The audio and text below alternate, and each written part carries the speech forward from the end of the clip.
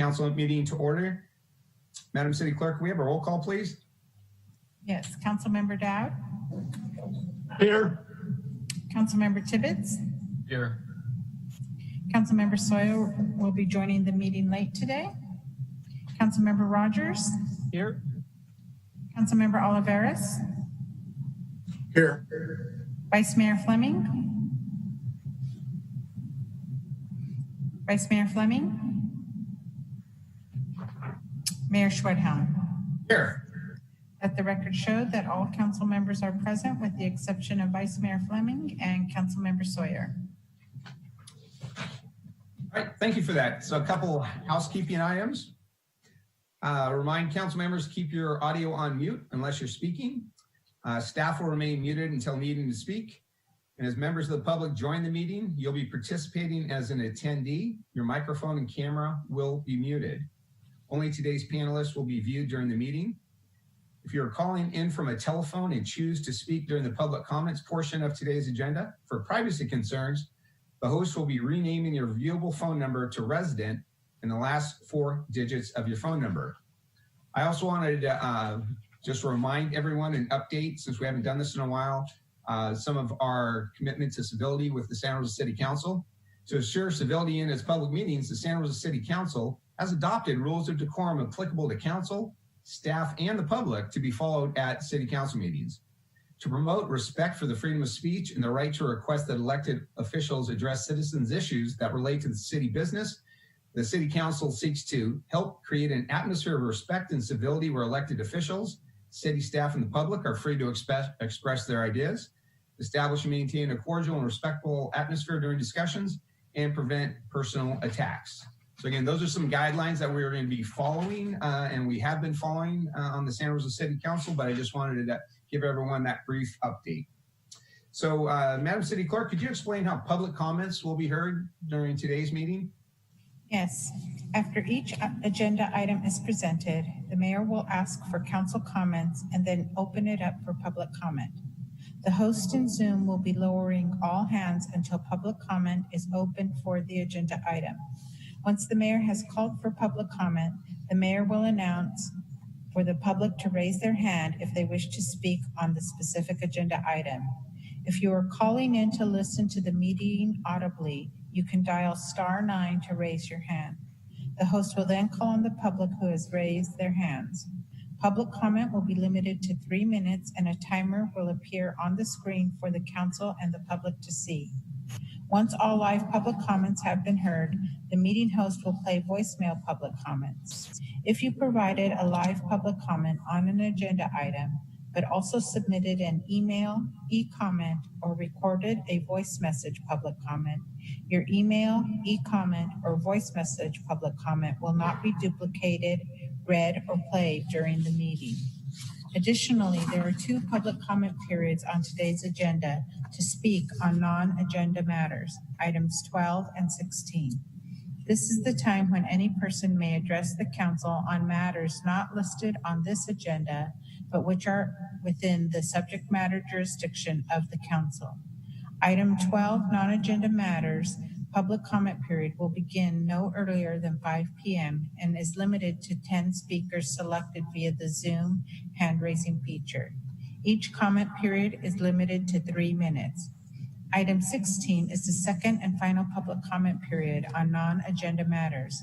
Each public comment is limited to 3 minutes. If you have spoken under agenda item 12, non-agenda matters, you will not be permitted to speak again on item 16. Thank you.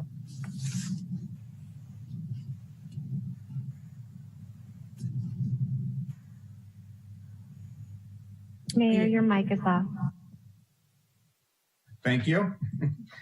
We had no announcement. We had no closed session items, no study session. And on to item 5, proclamations. Mr. Glenn, if you could introduce the item, then we'll go to public comment on item 5. Item 5.1, proclamation, Wyland Foundation Mayor's Water Conservation Challenge. Peter Martin, Deputy Director of Water and Engineering, presenting.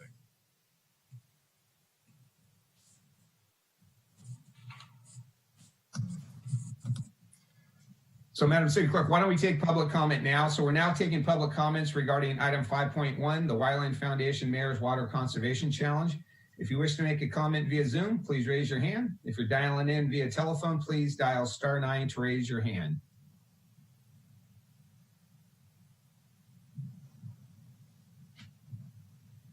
Thank you, Mayor.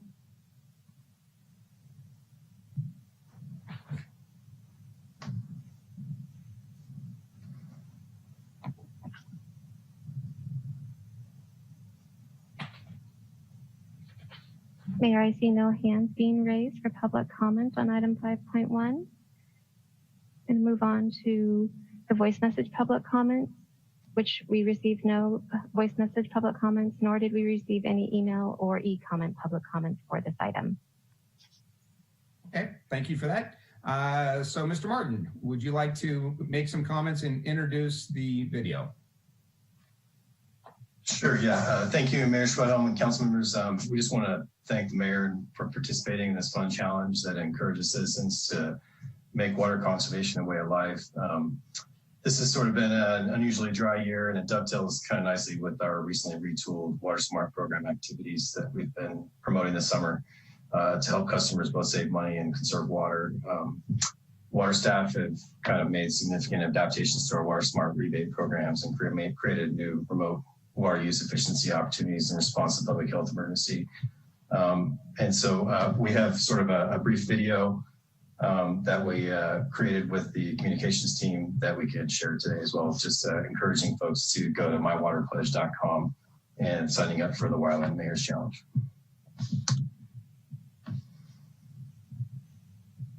One moment while I load the file for the video.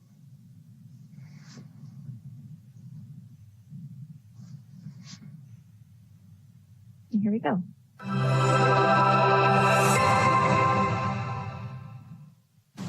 Hi, I'm Tom Schwedhelm, Mayor of the City of Santa Rosa.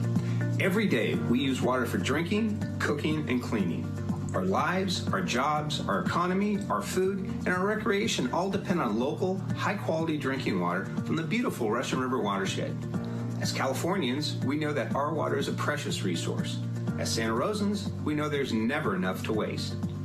I'm proud of our community's long-standing commitment to protecting our water resources and the environment and using water wisely by incorporating water smart habits into their daily lives.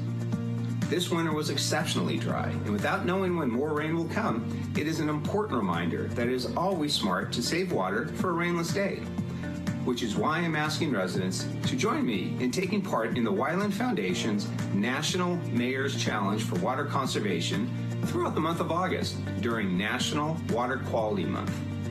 By showing your support, you're recognizing our community's commitment to water smart behaviors, and we're also committing to protecting the watershed we all share. All you need to do is go to mywaterpledge.com and take the pledge. It is free and only takes a few moments. By entering, you have a chance to win $3,000 towards your annual utility bills and hundreds of other prizes. Together, we know small changes in our daily lives can have large impacts. Don't forget to tell your friends and family. Please visit mywaterpledge.com to show your support and learn more. Thank you.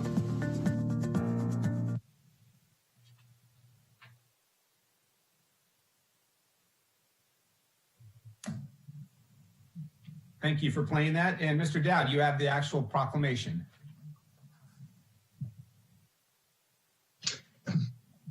This is the City of Santa Rosa proclamation. Can you hear me? I can hear you. Okay.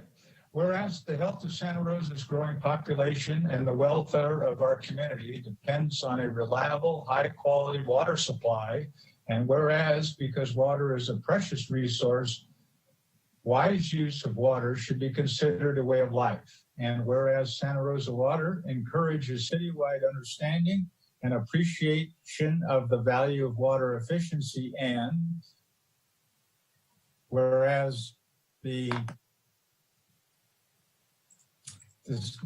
Santa Rosa community has long demonstrated the commitment to using water wisely by minimizing water waste, installing over 56,000 water efficiency toilets, and nearly 15,000 high-efficiency clothes washers, as well as converting 3.56 million square feet of lawn to low water use landscapes. And whereas the 9th Annual National Mayor's Challenge for Water Conservation presented by the Wyland Foundation is a nonprofit challenge to residents to encourage smart water use and pollution reduction. And whereas residents are encouraged to participate in the city's challenge online by making simple pledges to decrease their water use for the period of 1 year, thereby assisting the city with eliminating water waste and improving water use efficiency. And whereas during August 1st to the 31st, 2020, the City of Santa Rosa wishes to inspire its residents to take the Wyland Foundation National Mayor's Challenge for Water Conservation by making a series of online pledges at mywaterpledge.com.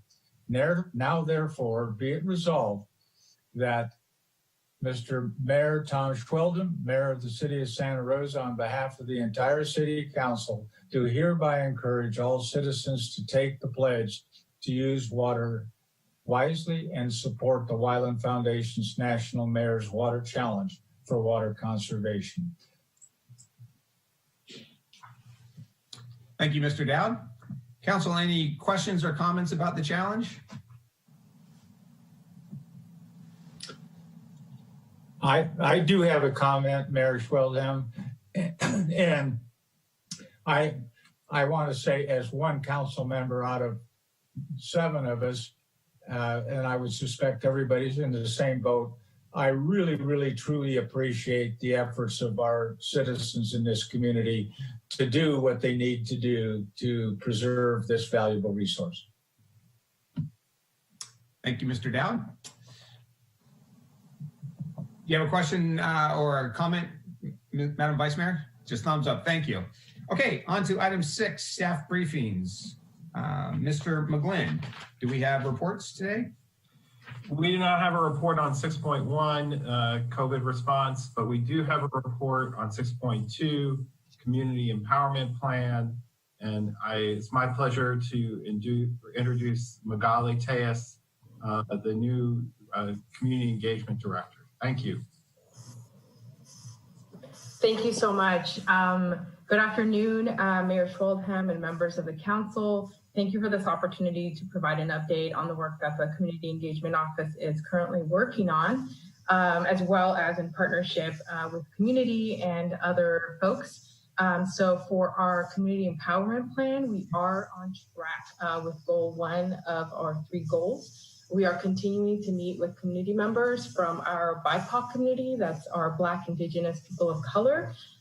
Since June, community engagement staff has conducted over 30 one-on-one conversations or small group discussions with community leaders and community members with the goal of hearing their concerns, receiving feedback on the community empowerment plan, and to discuss steps for action. Now, this number does not include the individual meetings and conversations held with Chief Navarro, the mayor, and our council members. Since the beginning of July, 7 listening sessions have been held with the following community groups. We've had an open mic at the Rally and March for Social Justice hosted by the NAACP. Also, we've met with 100 Black men of Sonoma County, youth from Sonoma County Juvenile Hall, Sonoma County Lowrider Council.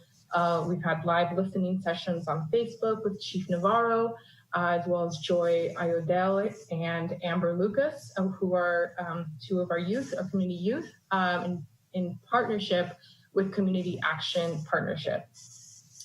In addition, we've had several listening sessions that are soon to be scheduled and will be taking place next month or at the end of this month, and those will be with the United Black Voices of Sonoma County. We have listening sessions that we are scheduling with our monolingual Spanish-speaking community, also our indigenous Latin community, and as well as our local indigenous folks here. Some of the outcomes that have come forward through these listening sessions is that now we'll have 2 public safety subcommittee meetings that have been held. And we are also working as a result of one of our conversations with the Lowrider Council, 2 opportunities, which one is the idea of a lowrider patrol car collaboration. Also, our support your local food vendor event, which is another collaboration with the Lowrider Council.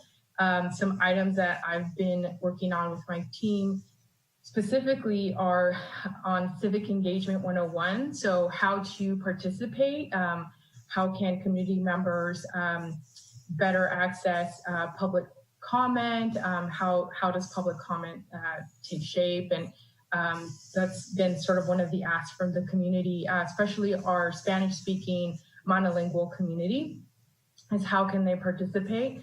And also working on Santa Rosa fun facts about our BIPOC community, which again is our Black, Indigenous, people of color. So I'm asking community to please reach out to me directly if you have any leads on local historians that can provide us with City of Santa Rosa specific historical contributions of how the city has been shaped by our people of color. And also we're working with the rec department on incorporating some ethnic studies components into their neighborhood services learning hubs. So I ask that folks, if you can help us out with any of these items, and especially getting us in touch with local historians, to please reach out to me directly. And my email is mtelles@srcity.org. And that is my report.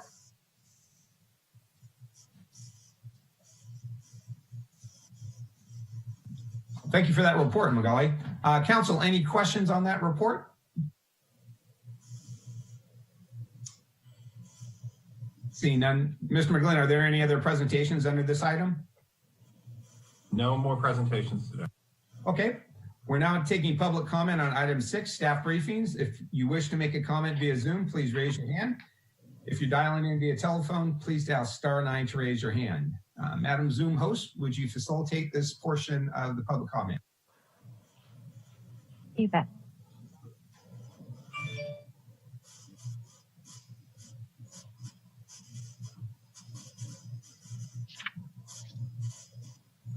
Again, countdown timer is before you for the convenience of the speakers and the viewers.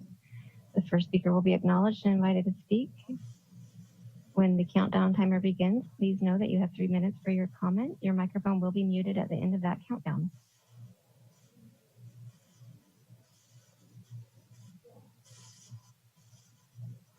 We are seeing no hands being raised. I'm going to move on to voice message public comments for item 6, staff briefings, which we did not receive any voice messages, nor did we receive any email and e-comment public comments for staff briefings.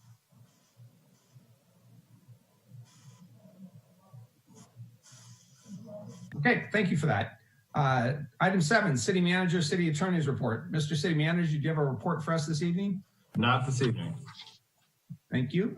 Madam City Attorney, any report for us?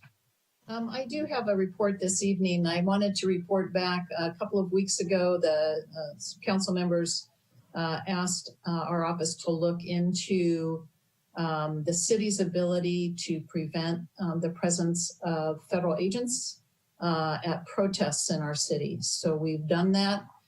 We've explored options. We've reviewed the litigation that has arisen out of the protests in Portland relative to the federal agents. And we have reviewed actions by some local cities, and particularly the city of Oakland.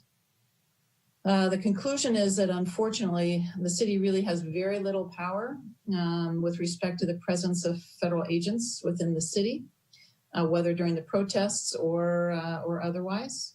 We're not able to prevent federal agents from coming into our city. And indeed, there are many federal law enforcement officers frequently within our community.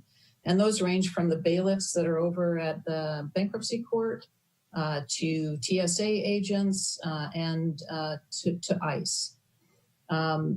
Although we cannot prevent federal agents from being in our city. We are generally also not required to assist those federal agents. They have their own responsibilities and we have ours.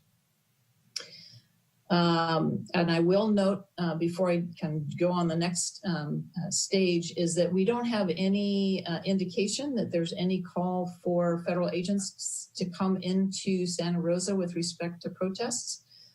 So it is hypothetical, at least at this point. Should federal agents come in and be involved in any protests in the cities, if we end up believing that there was misconduct by any of those agents, in response to a protest, again, our options are pretty limited. Absent damage to city facilities that we might attribute to those officers, it may be difficult to establish any standing to file suit. And we did look carefully at this lawsuit that was filed by the state of Oregon against seeking a restraining order against the federal agents in Portland. And that suit was dismissed by the federal court for lack of standing. There may be opportunities to explore support for individual plaintiffs in individual cases that are pursuing injunctive relief. But those options are going to be very fact specific and they may be limited as well. But I would note that although the day after the court dismissed the state's action against federal agents, the same court, different judge, issued a restraining order against federal agents in a lawsuit that was brought by members of the press. And it enjoined those officers from interfering with the activities of members of the press and of legal observers of the protests. So there may be some way for us to provide some support in that kind of an action, but again, to file an action on our own would be very difficult. With respect to other city actions, possibilities, City of Oakland adopted a resolution. It does appear to be very symbolic. It does direct and authorize the city attorney and the city administrator to take, and I'll quote here, any and all lawful necessary steps to protect the rights of the people in the city of Oakland against President Trump's threats to take actions that result in harm to the people of Oakland or the city of Oakland. Very open-ended but a strong statement. So that's the results of our investigation into these possibilities. I'm happy to put something in writing if the council so desires. Otherwise, I offer this oral report. Great, thank you for that. Mr. Rogers. Thank you, Mr. Mayor. So one of the things that I think in particular was worrisome to folks was that the agents were unidentified, that they didn't have, as our officers do, some form of identification. There's, as I think many people understand, there's less accountability when you don't have a name or a badge number or some other type of association to somebody's actions. I understand that we don't have the power to prevent people from operating within our city, but do we have the ability to require that law enforcement agents, and I know that there will be obvious exceptions to when we would want this, but that they require when they're in that capacity some form of identification? It's very doubtful. In the case that was brought by the state of Oregon, the officers did have police written on the back, but no other identification. The city was asking the court to require that they identify themselves before taking anyone into custody, before taking action against any individual, and the court rejected that. Again, that's one judge in one court under one set of circumstances, but that's kind of all we have for guidance right now. We do have the underlying law, but we've looked at that as well. And probably our ability to require what is on the uniforms of federal agents is not within our jurisdiction. Yeah, no, understood. And I know that obviously if somebody is doing a lawful undercover investigation, that would be detrimental. I know that it'd be difficult to craft, but I do think that that's one of the biggest concerns that I've heard is how do you hold folks accountable for unlawful actions that they are taking if you don't know who they are and you have no way of explaining who they are? Yes. And so perhaps we can talk a little bit further about that offline. That's really sort of where my interest is in this. Okay, Council, any additional questions on the City Attorney's report? Seeing none. Okay, item 8 on the agenda, statements of abstention by council members. Do we have any on today's agenda? Mr. Tibbetts. Thank you, Mayor. I'll be abstaining from 13.1. Okay, any other abstentions? Seeing none. Item 9, mayors and council members reports. Who would like to start? Mr. Rogers. Thanks, Mr. Mayor. Just as a quick update for folks on the Sonoma County Transportation Authority meeting that we had yesterday. We did learn yesterday that there is one individual in particular who may be planning to fund the opposition campaign to every single tax measure in Sonoma County, including the Go Sonoma ordinance.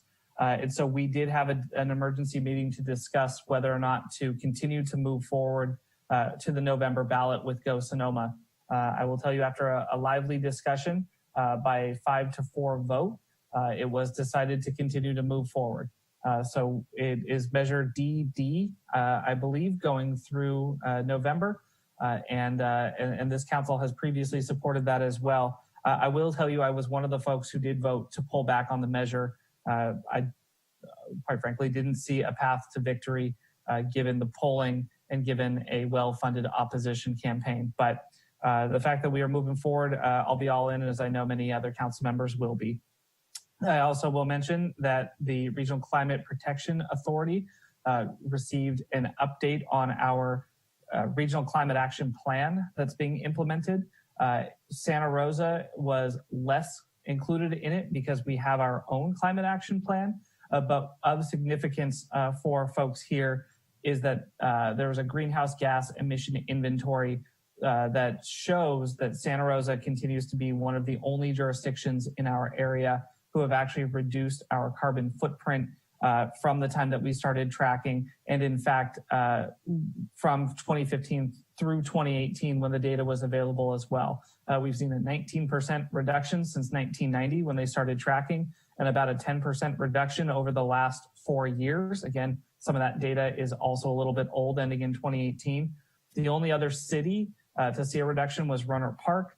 Unincorporated Sonoma County saw a reduction as well. But every other city has actually seen, despite their best efforts, their greenhouse gas emissions going up. So I did want to mention that to folks that, we've made climate change a priority. We continue to see the results of it. And in the next inventory, which should be coming out later this year or early next year, I suspect we will continue to see the benefits of those programs that we've been pushing. Great. Thank you. Any other reports? Mr. Dowd.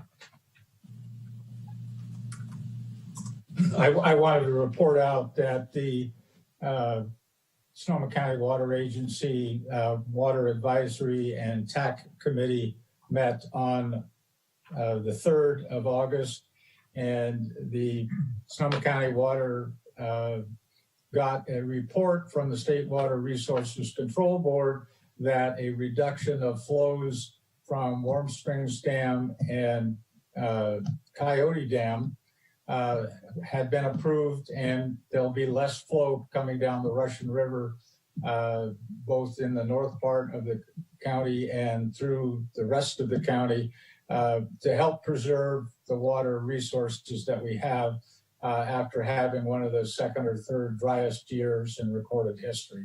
So that isn't pleasant to everybody, but I think conserving the water as we can is very important for us to do.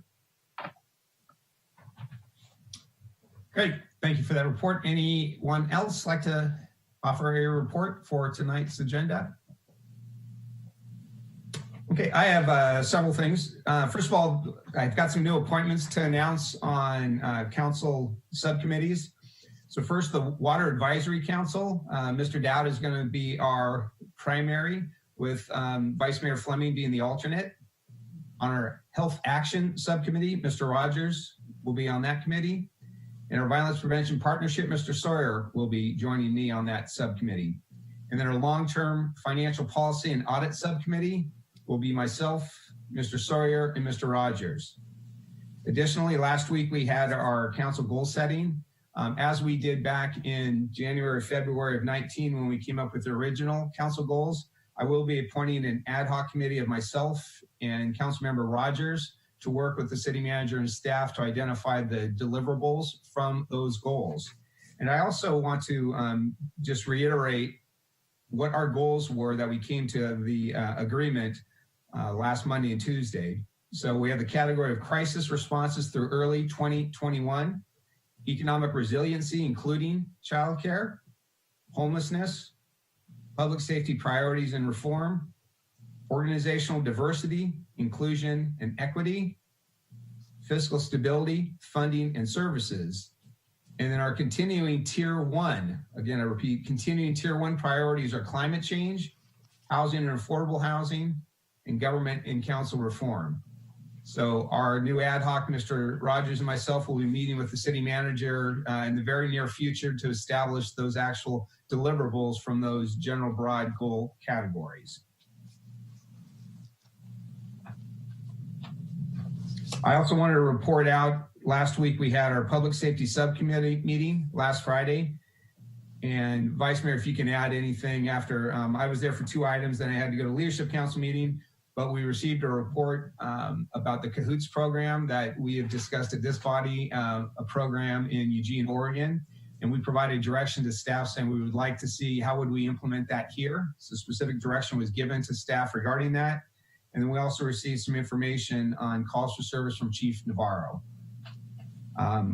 Additionally, what I would ask for council, Measure Q, y'all received the tax measure that we talked about, combining our ongoing tax measures. I'm asking if everyone would be okay, we can have 5 signatures on some of the comments, and if Vice Mayor Fleming and myself could offer some of those, and we'll obviously share those with you, but if anyone has any objections, please let me know if they would like to be involved with that. Otherwise, working with staff and our consultants, Vice Mayor Fleming and I would be crafting some of the language that will be used in some of the paperwork, for lack of a better word, on that ballot measure. Not seeing anyone concerned. Great. Additionally, I also want to report out, there has been some community conversations about the Human Rights Commission report. Some have wanted it to come to council, and it will come to council. And as this council knows, and if the community's been following, they recognize that this council has authorized an independent investigation to be done on those uses of force during some of the situations at the end of the month.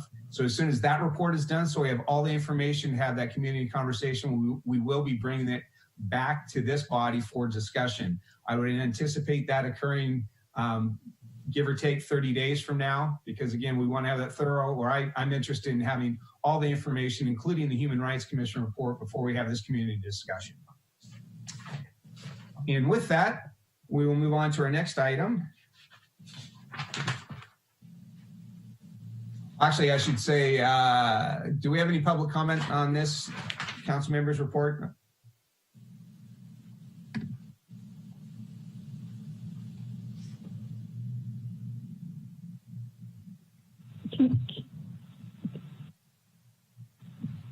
Mayor, can you hear me? Yes, I can now. You had asked if for the rest of the Public Safety Committee update. I would like to add that we also heard a presentation about the School Resource Officer Program and we'll continue to take public input, and I will continue to work with that committee through the Santa Rosa City Schools, and I will be talking with the POA head next week, Stefan Bissell, and we'll continue to keep the public in the loop on that. And that's all for public safety. Thank you. Great, thank you. So let me just again reiterate, we're now taking public comment on item 10. If you wish to make a comment via Zoom, please raise your hand. If you're dialing in via telephone, please dial *9 to raise your hand. Madam Zoom host, could you facilitate the rest of the public comment on item 9? Will do.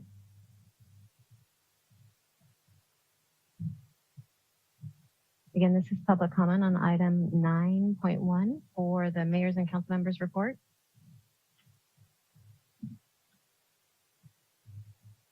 Dial *9 in Zoom to raise your hand to make a public comment. If you're participating by telephone, or just raise your hand via the Zoom feature.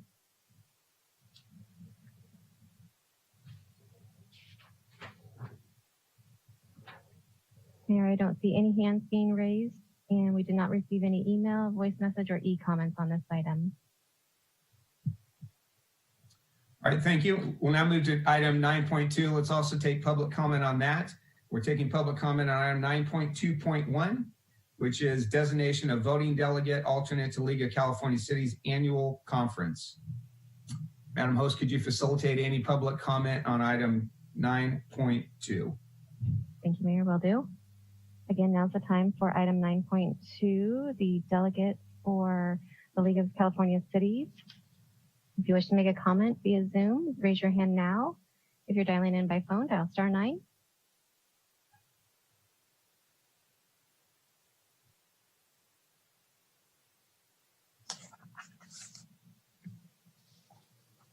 Mayor, I don't see any hands being raised. And again, we did not receive any email, voice message, or e-comments on this item.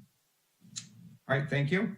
So again, in order to vote at the annual business meeting at the League of California Cities 2020 annual conference, each member city must designate a voting delegate and up to 2 alternate delegates. Mr. Rogers, you have this item? Yeah, Mr. Mayor. First, are there any council members who are not planning on being there? Okay. I will make a motion for Mayor Schwedhelm to be our voting delegate, with Vice Mayor Fleming as our alternate. Is there a second to that motion? Second.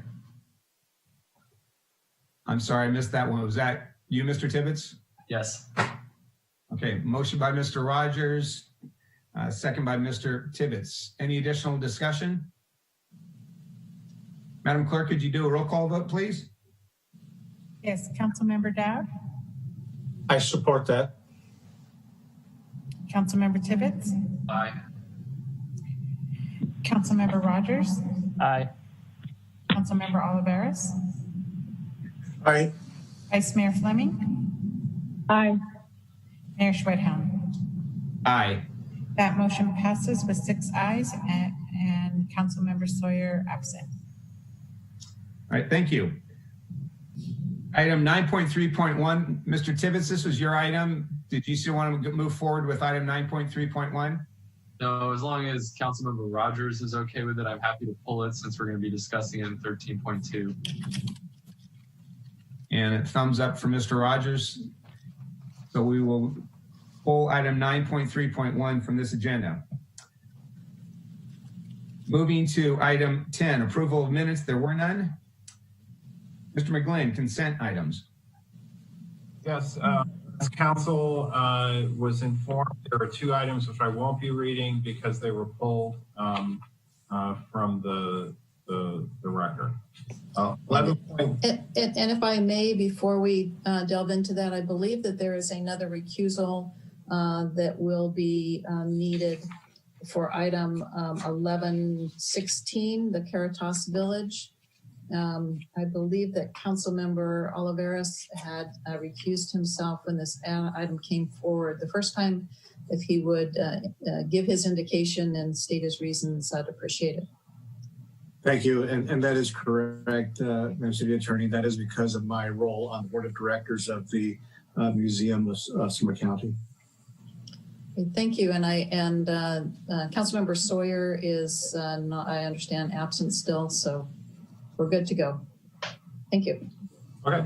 Item 11.1, motion, Carpenter Urban Cottages, clerical correction, 715 Tupper Street and 25 Ray Street, assessors parcel number 009-21-009 and 009-201-004, file number LMA 15-03.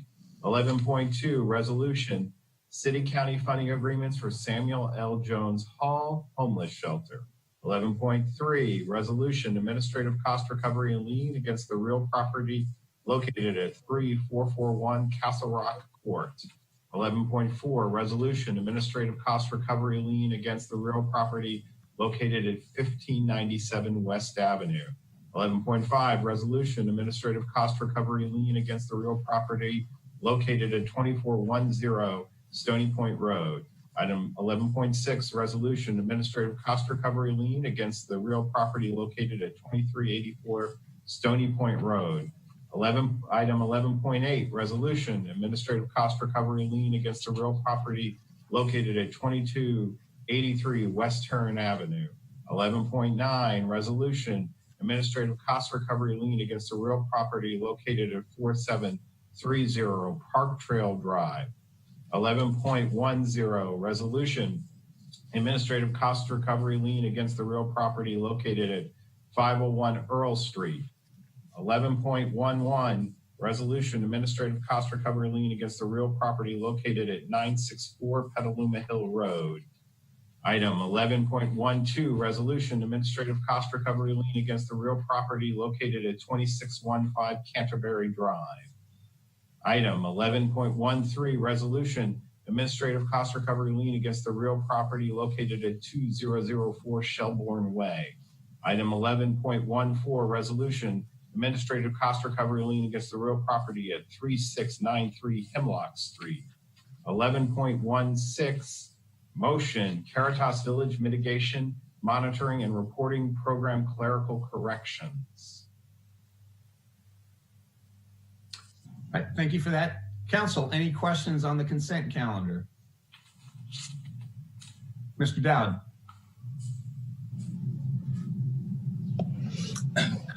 I have a very, very significant problem with the consent items this evening, and it has to do with the fact that we have rules that prevent evictions, and yet when a tenant fouls up a piece of property and makes it non-compliant with city codes, that the landlord is the one that gets penalized. And I just have a significant problem with this. This does not seem to be well thought through and fair and equitable on all of these issues.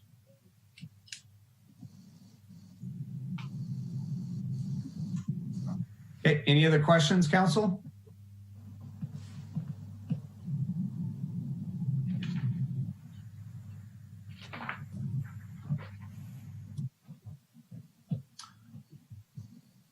Okay, let's open the public comment. We're now taking public comment on item 11, the consent calendar. Wish to make a comment via Zoom, please raise your hand. Dialing in via telephone, please dial *9. Madam Hopes, would you please facilitate public comment on our consent calendar? Thank you, Mayor. As Mayor just stated, to make a public comment on item 11, the consent calendar, please raise your hand via Zoom. If you're participating by phone, dial *9.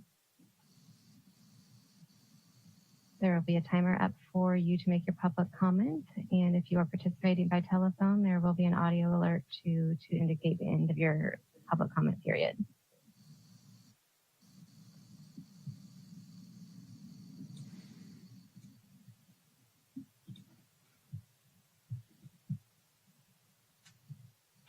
Okay, Mayor, seeing no hands being raised, I just wanted to move forward to The voice message public comments, which we did not receive any. Likewise, we did not receive any email and e-comment public comments for consent.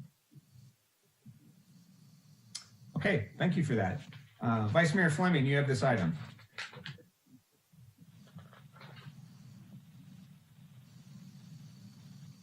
Vice Mayor Fleming, you are muted, I believe. Thank you. I move items 11.1 through 11.15. Second. We have a motion and a second. Any additional comment? Madam City Clerk, a roll call vote, please. Councilmember Dowd, I vote no on all of these items. Councilmember Tibbetts, I just want to verify, I couldn't hear the Vice Mayor. We're voting on all of the items except for 11.1.5. Is that correct?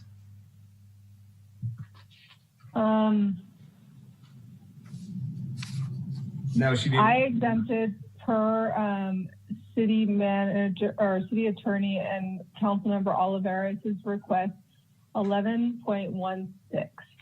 And I understand. Can you say that again, please? Just for clarity, 11.17 and 11.15 were not read into the record. Okay. 11.15 was not read into the record, and 11.17 were not read into the record. I'll strike my motion and start over again. Is that okay with Mr. Tibbetts, who gave me the second? Yeah. Or Mr. Rogers? Okay, great. I'll move items 11.1 through 11.4. Second.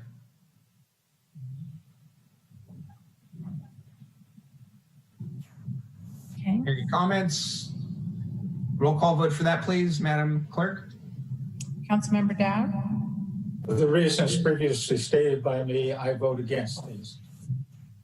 Councilmember Tibbetts, Aye. Councilmember Rogers, Aye. Councilmember Olivares, Aye. Vice Mayor Fleming, Aye. Mayor Schwedhelm. Aye. That motion passes with 5 ayes. Councilmember Dowd voting no, and Councilmember Sawyer absent. Thank you. I'll now move items 11.6 through 11.15. Second. Oh, sorry, no. No second. Second.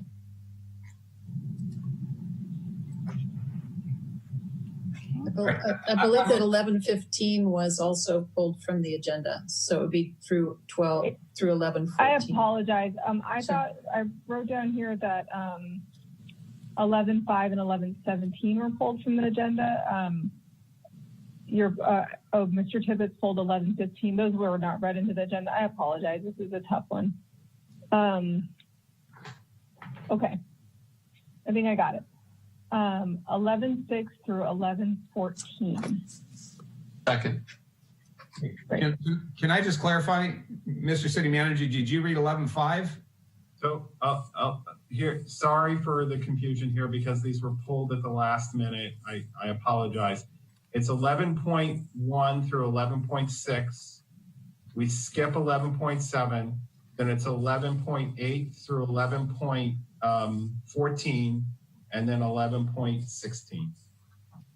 Sorry. Okay. I might get this wrong because I couldn't write as fast as you were talking. And I apologize. I was working up until I missed the email about it until I just got on. So let's see. We did 11.1 through 11.4 already. That's correct? Okay. Let's do items 11, 5, 6, and 7. 7 was. 5 and 6. 5 and 6. Second. Okay, do we have a roll call vote for items 11.5, 11.6? Was that Councilmember Tibbetts seconding? I'm sorry, yes, it was. Okay, thank you. Okay. Councilmember Dowd, As previously stated, I do not support these. My vote is no. Councilmember Tibbetts, Aye. Councilmember Rogers, Aye. Councilmember Oliveras, Aye. Vice Mayor Fleming, Aye. Mayor Schwedhelm. Aye. That motion passes with 5 ayes, Councilmember Dowd voting no, and Councilmember Sawyer absent. Okay, thank you. So before I put my foot in it again, can I move items 11.8 through 11.15, or was 11.15 pulled? 15 was pulled. 15 was pulled. Okay. So thank you. 11.8 through 11.14. Second. Was that you, Mr. Tibbetts? Yes.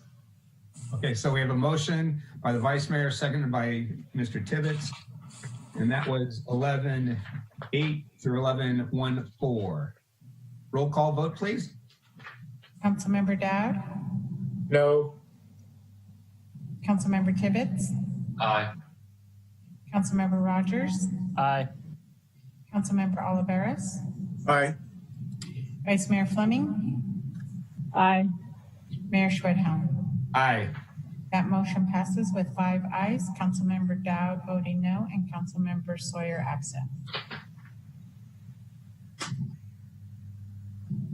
All right, great, thank you. And finally, I'll move item 11.16, Caritas Village Mitigation Monitoring and Reporting Program Clerical Corrections. Second. So that was a motion for item 11.16 by Vice Mayor, seconded by Mr. Tibbetts. Mr. Sawyer, I see you've joined us. You're abstaining from this item along with Mr. Oliveras. Yes. Just in time. So with that, yeah, just in time to abstain. So with that, can we do a roll call vote, please? Yes. Councilmember Dowd, Consistently, no. Councilmember Tibbetts, Aye. Councilmember Rogers, Aye. Vice Mayor Fleming, Aye. Mayor Schwedhelm. Aye. That motion passes with 4 ayes. Councilmembers Oliveras and Councilmember Sawyer abstaining, and Councilmember Dowd voting no. So just to clarify, we're done with the consent calendar for a while now. Okay. I'm seeing the nodding heads, so good. Not being 5 o'clock yet, we will go on to item 13, of which Mr. Tibbetts, you're abstaining, correct? Correct. Mr. City Manager, item 13.1, please. Item 13.1, report zoning ordinance procedural amendment related to appeals under resilient city development measures. Amy Lyle, supervising planner, presenting.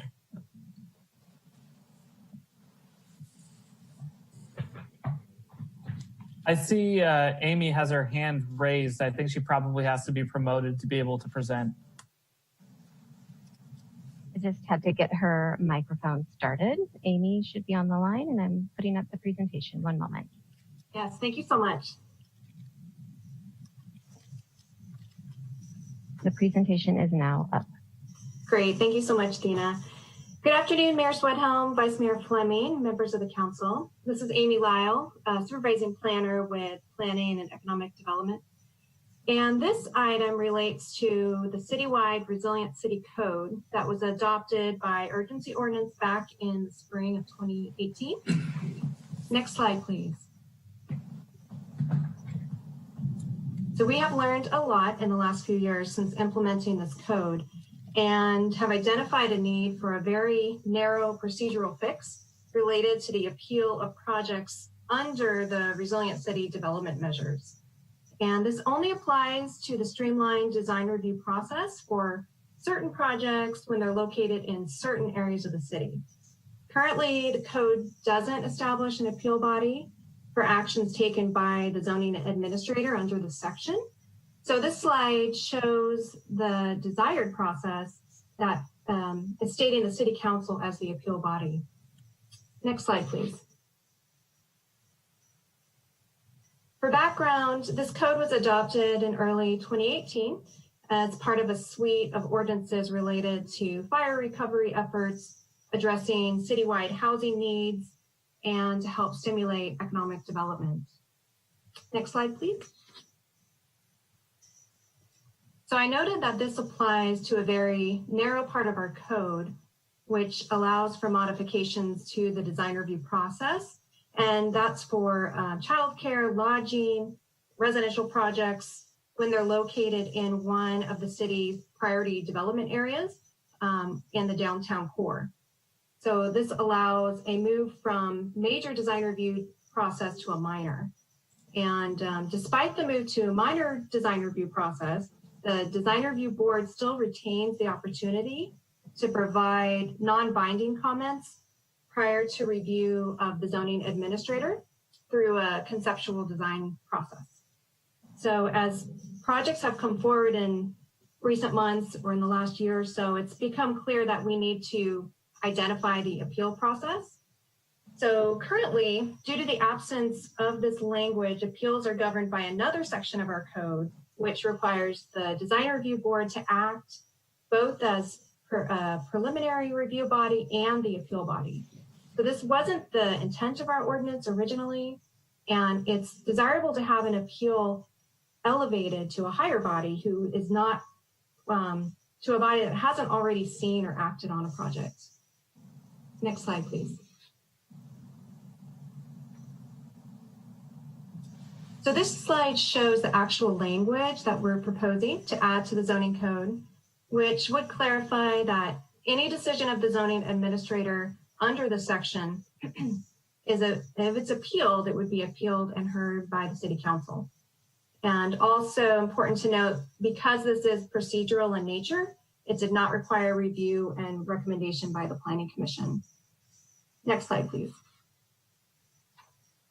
The proposed zoning ordinance text amendment is considered exempt from the California Environmental Quality Act, as it doesn't change anything about the projects that would be reviewed under this ordinance, but only serves to clarify the process for appeals. Next slide. And it's recommended that this procedural zoning code amendment is introduced today and the second reading occur next week on the 18th. And next slide. And with that, I'm happy to answer any questions if you have any. All right, thank you for that presentation, Amy. Council, any questions?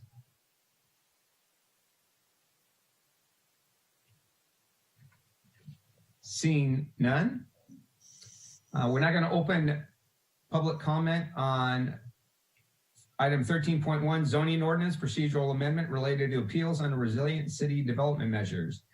If you wish to make a comment via Zoom, please raise your hand. If you're dialing in via telephone, please dial *9 to raise your hand. You'll have 3 minutes. Madam Host, would you please facilitate public comment portion for this item? Thank you, Mayor.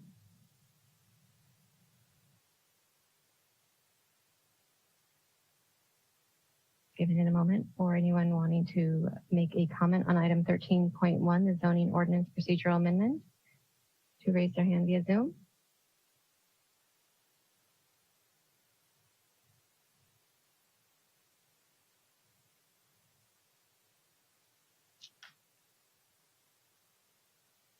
Seeing no hands, Mayor, I'm going to move on to the voice message public comments, which there were none, and likewise, no email or e-comment public comments received for item 13.1.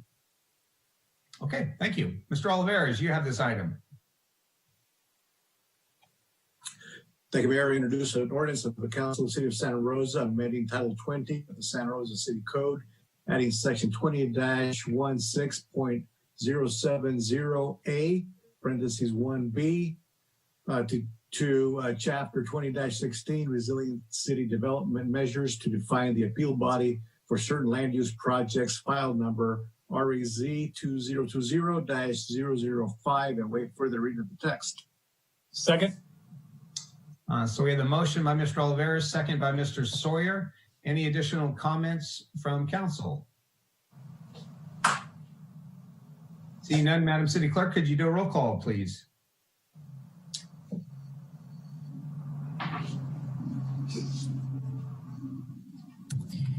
Yes, one moment. Let me bring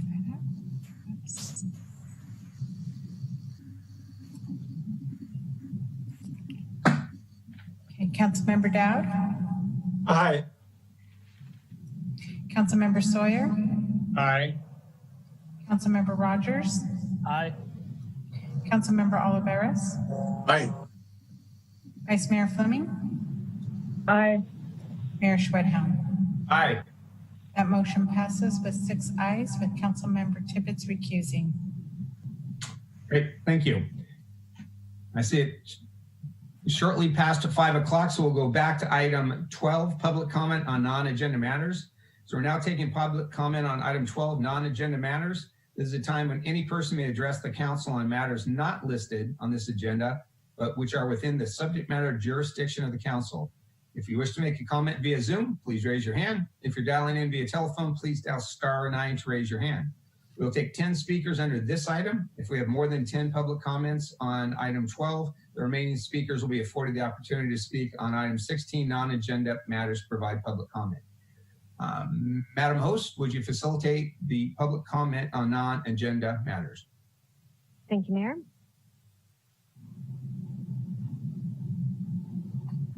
Again, as the Mayor stated, now is the time for public comment on item 12, non-agenda matters.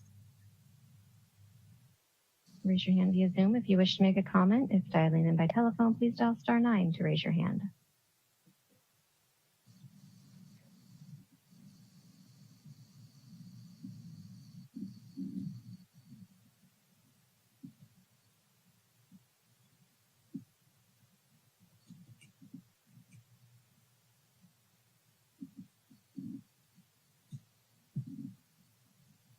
Mayor, I'm not seeing any hands go up for item 12, non-agenda related comments.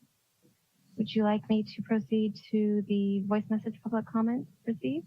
Please do, thank you.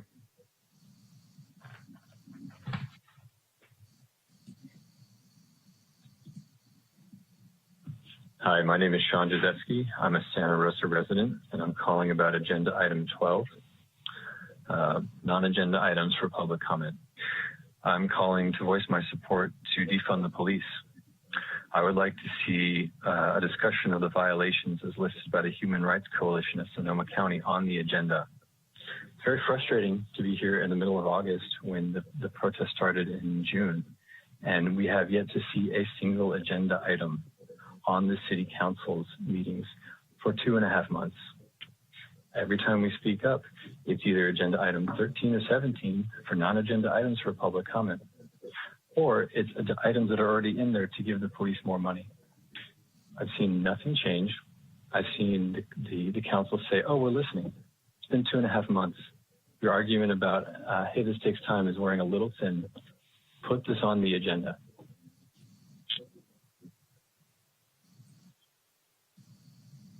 All right, Mayor, that concludes the voice message public comments we received related non-agenda matters. Would you like City Clerk Stephanie Williams to read in the email public comment received for non-agenda related items? Thank you. Thank you. We only received one email public comment submitted by Dave Pinsky.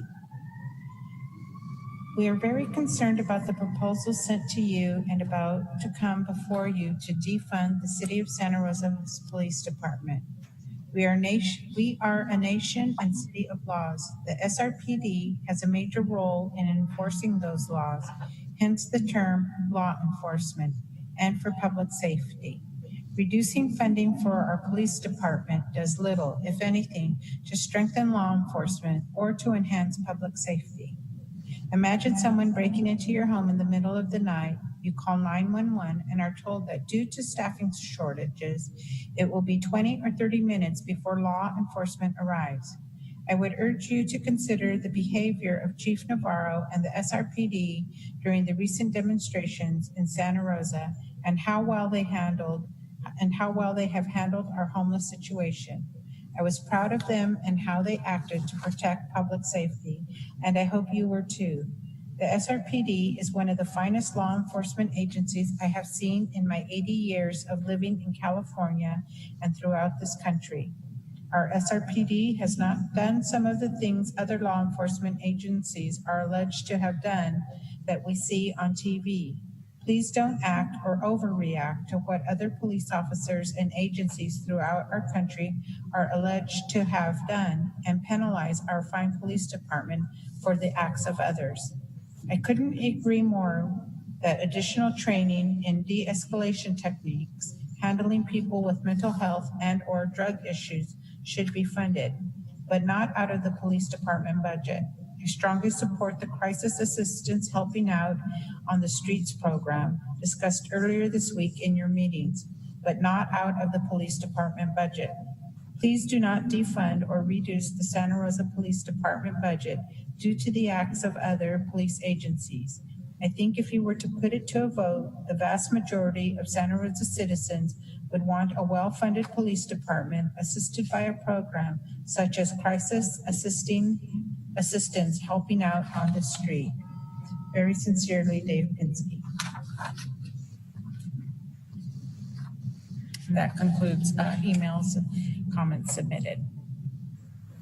All right, thank you. Back onto the agenda, Mr. City Manager, item 13.2. Item 13.2, report, urgency ordinance authorizing administrative enforcement and penalties for the violations of the public health orders implemented during the COVID-19 pandemic. Sue Gallagher, City Attorney, presenting.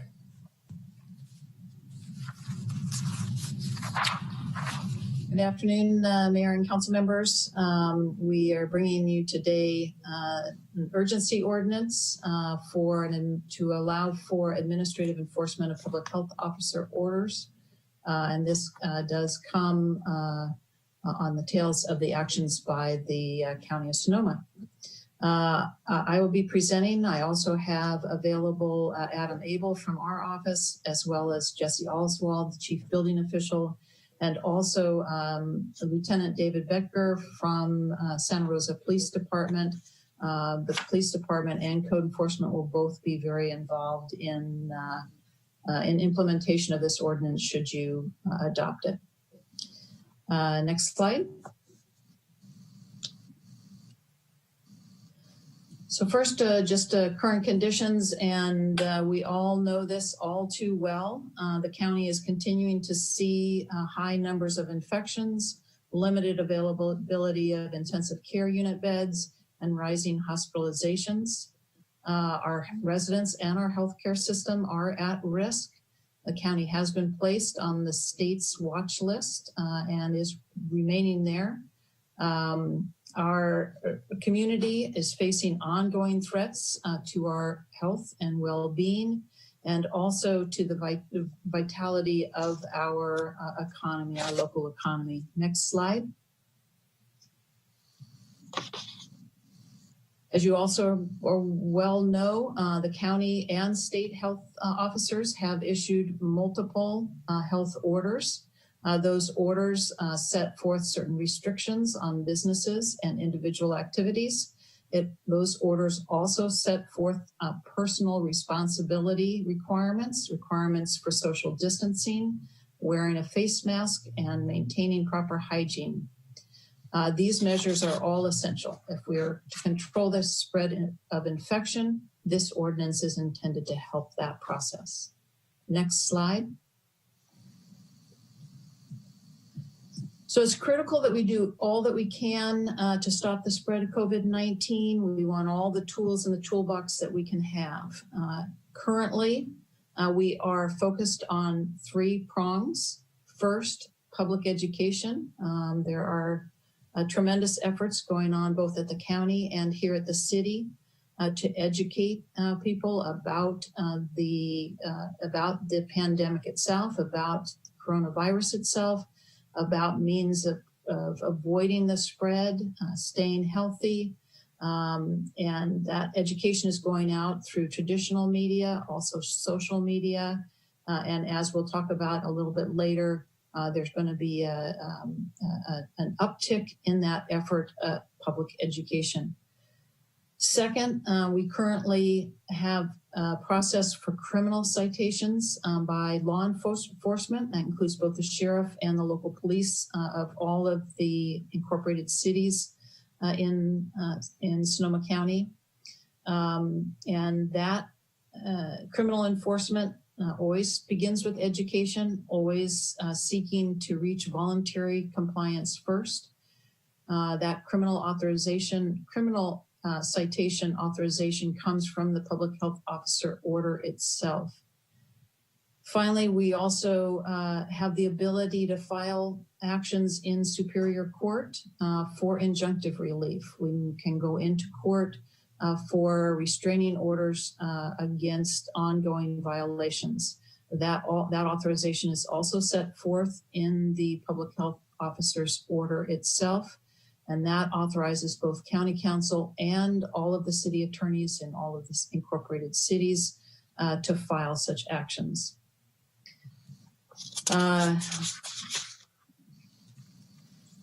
Coronavirus, however, continues to expand, and these three strategies have not been enough to curb the spread.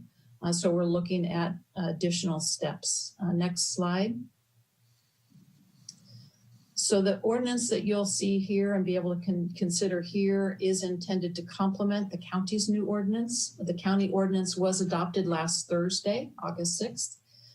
It establishes public health orders as the law of the county, incorporates those orders into the county code. It declares violations of the public health orders to be a public nuisance, enforceable as public nuisance. And the county ordinance allows for enforcement of that ordinance within both the incorporated and the unincorporated areas. It was the intent of the county to provide tools for both the county itself and for the cities that are within its jurisdiction. The new county ordinance is intended to last so long as the local health emergency is in place. That is the county's local health emergency. Next slide. County ordinance allows for civil citations and establishes civil fines for violations of the public health orders. A non-commercial violation would be an individual done not for commercial purposes is $100 flat fine. Commercial violations has a graduated scale, $1,000 for the first violation, $5,000 for a second violation, and $10,000 for each violation thereafter by the same party. Next slide. The Board of Supervisors, when it adopted the ordinance, also adopted two additional measures. First is an enhanced county-wide educational outreach.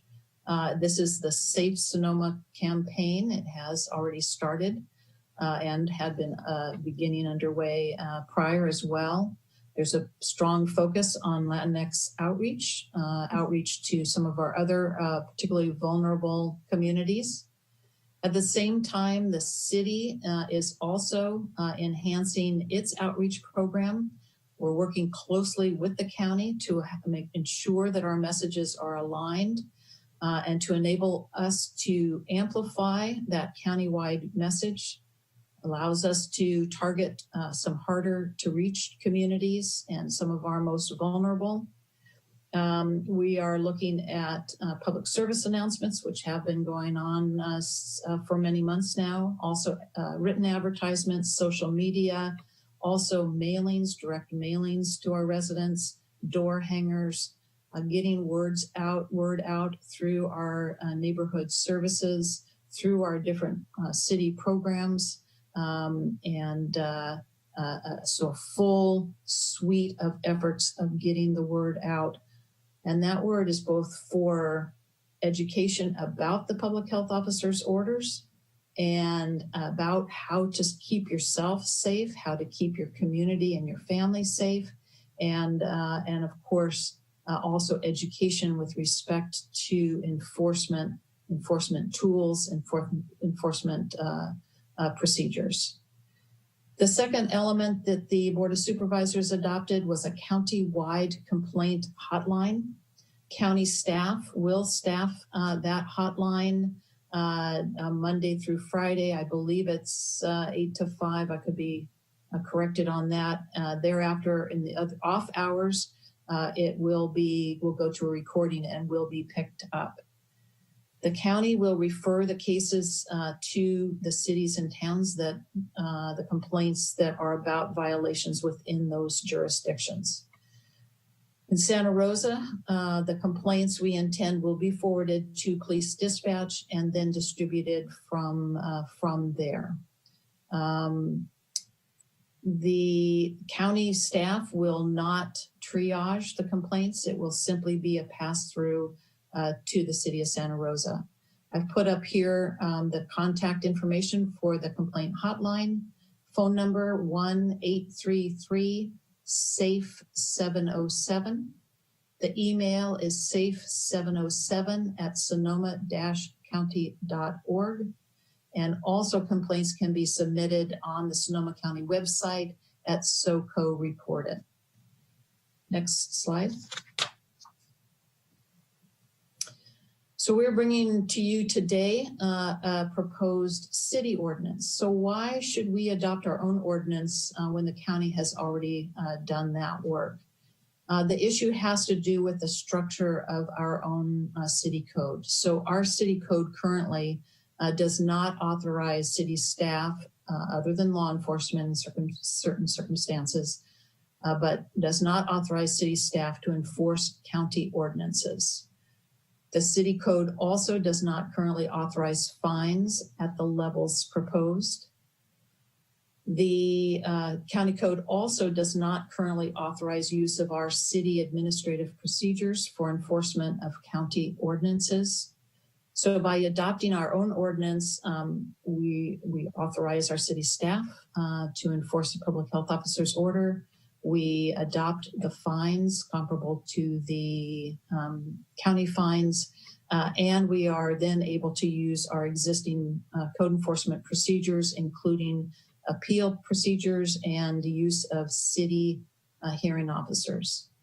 I will note that the county did offer that cities could utilize the county's own hearing officers to hear appeals of citations, but the availability of the hearing officers, the procedures that apply, and the costs are a little uncertain. Using our own established procedure gives us greater certainty and greater control. Next slide. That being said, though we'll have our own city ordinance, city-specific ordinance, staff will continue to coordinate very closely with the staff from the county and staff from the other cities in enforcement strategies and practices. I know the county has proposed perhaps a weekly meeting with the key enforcement officers from the various jurisdictions. The city staff will continue to receive referrals from the countywide complaint hotline. And then, of course, as I mentioned, the city staff will be fully engaged in the countywide public education efforts. We very much all of us want to emphasize that this will continue to be a regional effort. Next slide. So the key elements of the proposed city ordinance, they run parallel to the county ordinance. So the city ordinance establishes the public health orders as the law of the city. I will note we have a slightly different scope in terms of the public health officer orders, and I'll address that towards the end. Like the county ordinance, the city ordinance declares violations of public health orders to be a public nuisance. That opens up additional remedies to us. It authorizes city staff to enforce public health orders, and city staff includes Santa Rosa Police Department, code enforcement staff, and such other staff as the city manager may designate. The ordinance authorizes a civil citation as an additional tool for enforcement. Next slide. Like the county ordinance, the city ordinance establishes civil fines for violations of a public health officer order. And they are the same. We are recommending that the fines be equal to the fines imposed by the county, again, in order to have consistency across the jurisdictions. So a non-commercial violation, an individual's violation would be $100 flat. Commercial violations Same as the county, $1,000 for the first violation, $5,000 for the second, and $10,000 for the third and thereafter. Next slide. Just so you have a sense of what other jurisdictions are doing in the area, Marin, and I'll also note this is the same as Yolo County, non-commercial has a range, $25 to $500. Commercial has a range of $250 to $10,000. Similar, Mendocino has a non-commercial $500 max and a commercial $10,000 max. And Napa has a non-commercial $25 to $500 and commercial $200 to $5,000. Next slide. And coming back to the key elements of the proposed city ordinance, it does set standards for the form of citation, and our office is working closely with both SRPD and Planning and Economic Development in developing that specific form of citation. Is we are working off of existing forms that we currently use for code enforcement. The ordinance also provides the appeal process. It will be consistent with code enforcement procedures. The appeals will be heard by our code enforcement hearing officers. And then, of course, the ordinance also retains the existing tools of enforcement. This is an additional layer. So the existing tools continue, including the availability of criminal citations, public nuisance abatement proceedings, and also civil actions in Superior Court. Next slide. I've had a couple of questions about the scope of the ordinance have come up, so I thought I'd address these two areas. First, in terms of the public health order, what is the definition of that? What does that include? For the city's ordinance, we are recommending that it be limited to the county public health orders and the state public health orders. So these are orders that are issued by the county public health officer and the state public health officer. Obviously included in that would be anything that those orders themselves incorporate. But we felt it was cleanest and most practical to limit it to those, makes it clearer.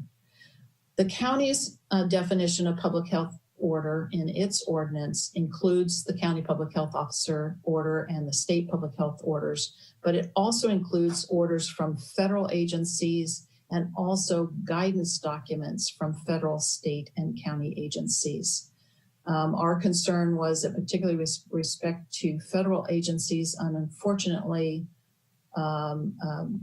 between various federal agencies, the orders and guidances that are coming out are not always consistent.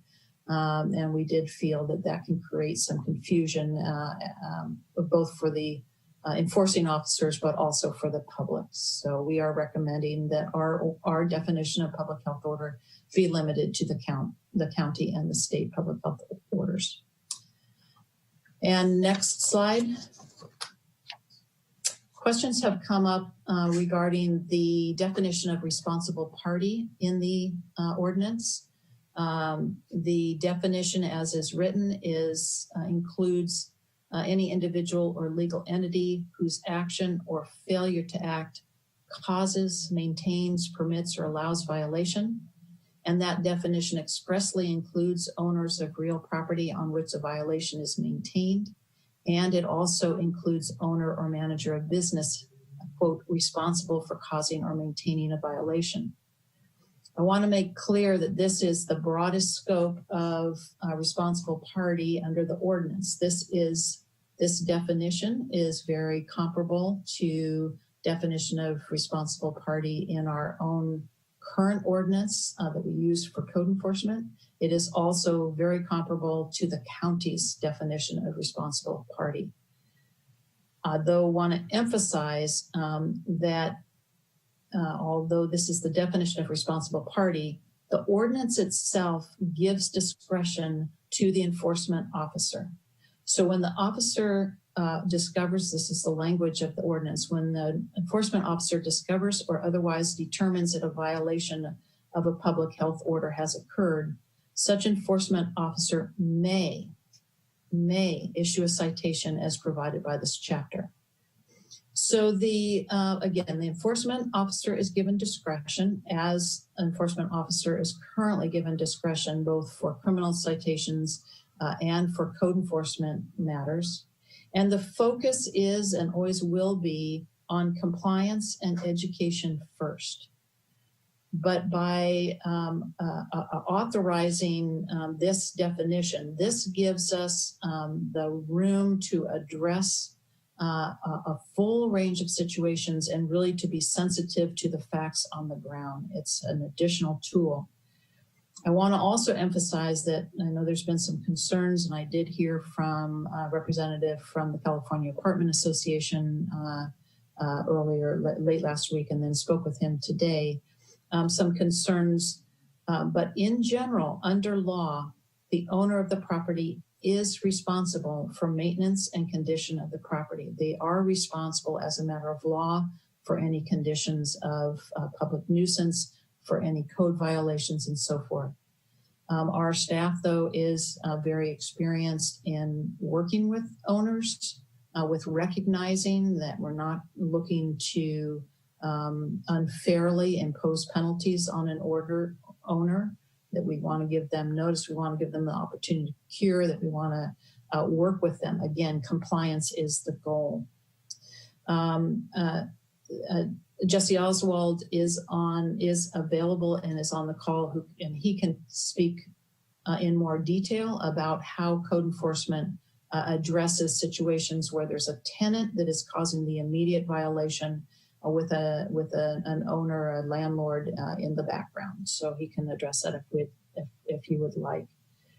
The California Apartment Association representative did recommend either excusing owners from liability for actions and conditions created by a tenant, or providing 72 hours to cure any violations. My concerns with those are, number one, we have situations where the owner is aware of and is not taking care of violations, code violations. We need that ability to go after the owner. Again, that's the owner's responsibility under the law. I give the example of relative to COVID.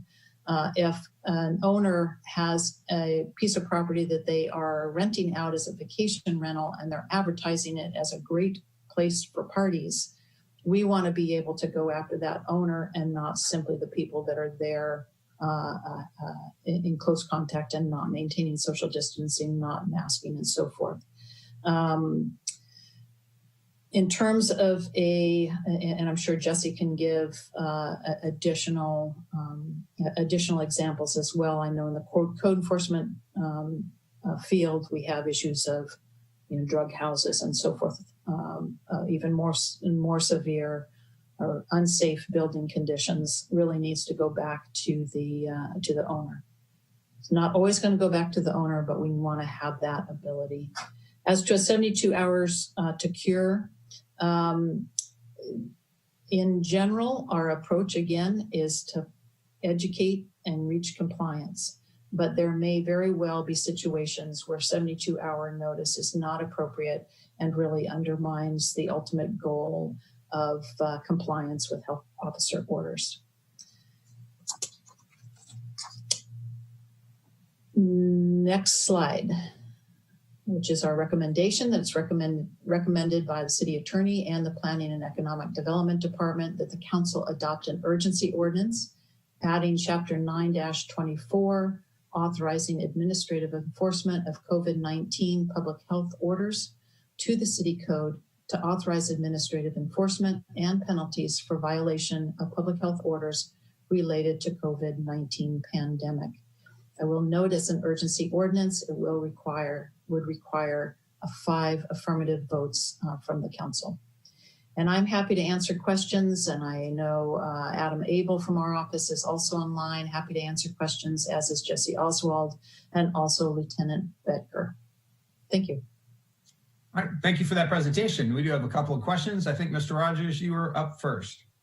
Thank you, Mr. Mayor. And Sue, I do want to start where you were just discussing, particularly as it pertains to landlords.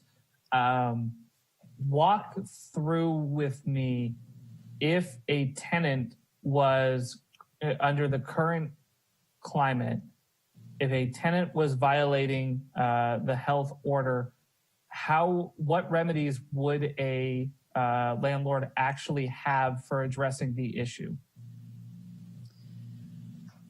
You're right, because we currently do not permit evictions. Well, we do not, there are no evictions proceedings that are moving forward under the Judicial Council order right now. But certainly the landlord can lend their weight to try to prevent. And our code enforcement staff, and I'm certainly happy to have Jesse also weigh in here, works with, will be working with both the tenant and the landlord. And again, we're not looking to punish a landlord for actions that they're not able to control. But as a landlord, they may have ability to impose certain controls on the tenant. And you know, I don't know all the remedies that they have. I can't speak to that sitting right here. But again, they do have leverage over the tenants. They need to be aware of what's going on their property. They do have responsibility for addressing public nuisances. We might very well cite the tenant, also the landlord. We might go in for a restraining order against the tenant and against the landlord. We wouldn't be placing full responsibility on the landlord, but we want the landlord involved in that action, involved in that effort. Okay, and I think part of my concern with this section is with other commercial violations. Say it was a restaurant. The owner of the restaurant or management of the restaurant would have the ability to ultimately kick somebody out and refuse service to them, utilize public safety if they refuse to leave. Right now, given the constraints of COVID, landlords don't have that opportunity.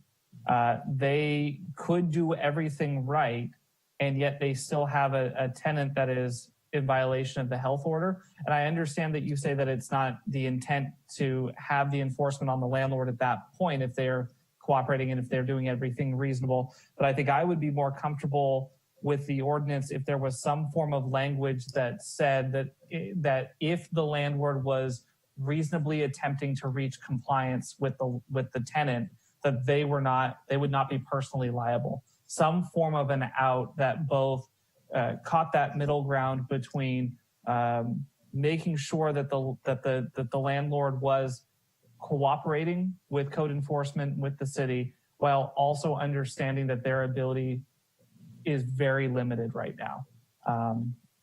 We can talk about that a little bit. Maybe if you could think about what that might look like while we do the other questions and come back to it. But that is something that I'd like us to discuss probably after the public comment, if that works. Okay, and I will also just comment back that in the code enforcement setting, it's not uncommon for a landlord to come back with defenses, and code enforcement takes those defenses into consideration. So one of the examples that Mr. Abel gave me today was unsafe conditions in a rental unit that were caused by the tenant. And there will be a different path that those kinds of things take rather than something where perhaps the landlord had just been neglecting the property. And again, I'm happy to have Jesse Oswald step in if that would be helpful. Yeah, if Jesse would like to jump in here, that'd be great. Yes, thank you, Madam City Attorney and Councilmember. Sue has very accurately described the approach for code enforcement, and it is fairly common when we do have the initial investigation and trying to determine essentially who's at fault for whatever the defect may be. for the violation. Our code enforcement division follows a long history, and I believe we will continue to follow the same history of a voluntary compliance model. So much to reiterate some of the discussions earlier, that it's education first, certainly always, and the attempt is always, much like any type of investigation we can picture, it's really to get to the truth and not walk in or go in with the idea to point a finger or blame any individual party initially. And again, it's not blame, it's finding where do we lay the responsibility, so to speak. So the ones where it's found through investigation that it could be a tenant 100% responsible for whatever the violation is, we certainly always honor that in the cases, and hence why we call them investigations. And even in our system, it shows investigate. So it can be tricky, just like our cohorts at the police department. The investigations can be lengthy and sometimes very, very short, but the attempt is always to find out exactly what the violation is, and then what is the remedy, and who do we provide the violation to. So we will continue to always provide that. Our officers are really good at not assigning blame until the investigation proves out what the cause is. Yeah, I appreciate that. And I will say that I also understand why the language as it exists would worry some of the landlords who are out there who are trying to do the right thing. And so I'm just trying to figure out if there's a way for us to say what you just said in the text of the ordinance, because the ordinance doesn't seem to provide that wiggle room for folks who are cooperating, who are trying to do the right thing. And I know it's great to say we're doing the investigation and that this is, at the end of it, we'll make a determination. I think you can still do that and provide some flexibility, but we'll come back to that, I suppose. So I did have a question about section 9-24.050C, where it lays out one violation per day. So if there is a violation and if code enforcement has to step in, or I should say, I read this to say it's one violation per day. If there is an immediate severe health issue, rather than just writing one citation and walking away, what additional remedies are there for code enforcement or police officers to make sure that we don't have an ongoing health issue? Is that built into, I assume so, built into other ordinances that we have and other authority that's already granted?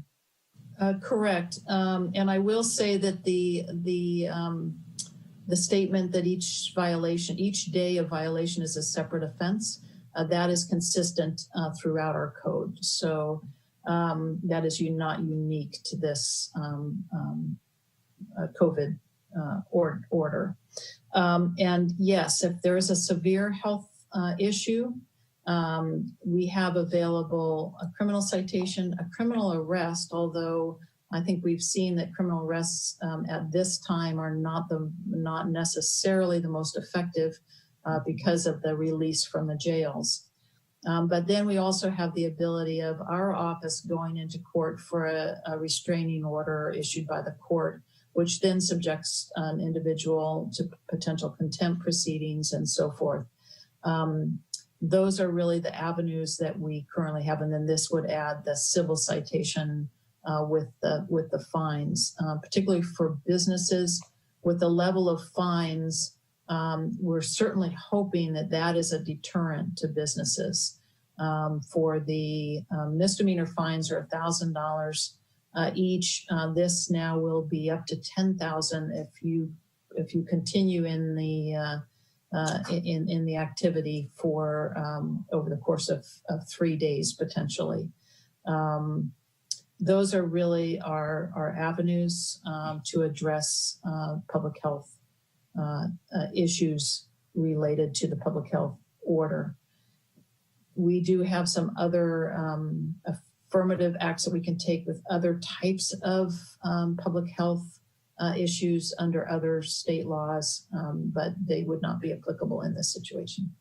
Okay, great. Thanks, Sue. And then my last question, I understand that it's a very narrow amount of people who have a legitimate medical exemption. How does this ordinance parse out folks who do have that? Is there a requirement for them to produce some form of documentation that they have it? Or would this be through the investigative process for code enforcement that would be an avenue that they would be able to present? But what does that look like from a day-to-day perspective for folks who are enforcing this ordinance? Sure. As you know, the public health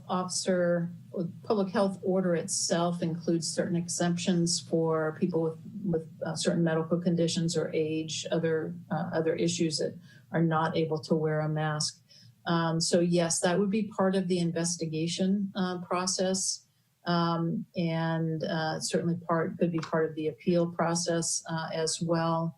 We're still working out the details of how all of this would get spun out on the ground. We've been meeting, again, Lieutenant Vector has been involved, and our office, and also Mr. Oswald, and also other code enforcement officers as well, Mark Mitzkovich. So those kinds of details of what might we require of someone who has a health condition and therefore is not wearing a mask, I think still has to be, those details have to be worked out.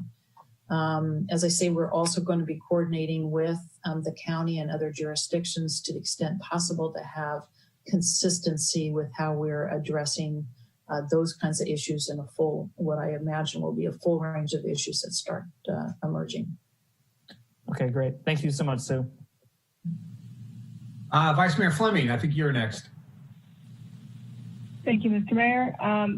My questions center around, how we're going to enforce this in an equitable manner, meaning that, we have people coming that we're actively inviting to our downtown to dine, and we don't screen them, to find out whether or not they're sitting with people who are members of their families, and that, in areas where people might congregate in lower income areas, like in apartment complexes or in neighborhood parks, are we going to go up to people and ask them if they are of the same, family group, and how will we make sure that this is not deployed in a way that unfairly disadvantages or penalizes gatherings amongst our lower income and communities of color in the city of Santa Rosa?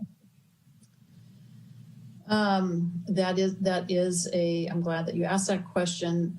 We will be continuing to monitor. We are very conscious of, again, our focus is on education, gaining compliance. This is coupled with education efforts specifically targeted at some of our disadvantaged communities, some of our non-English speaking communities,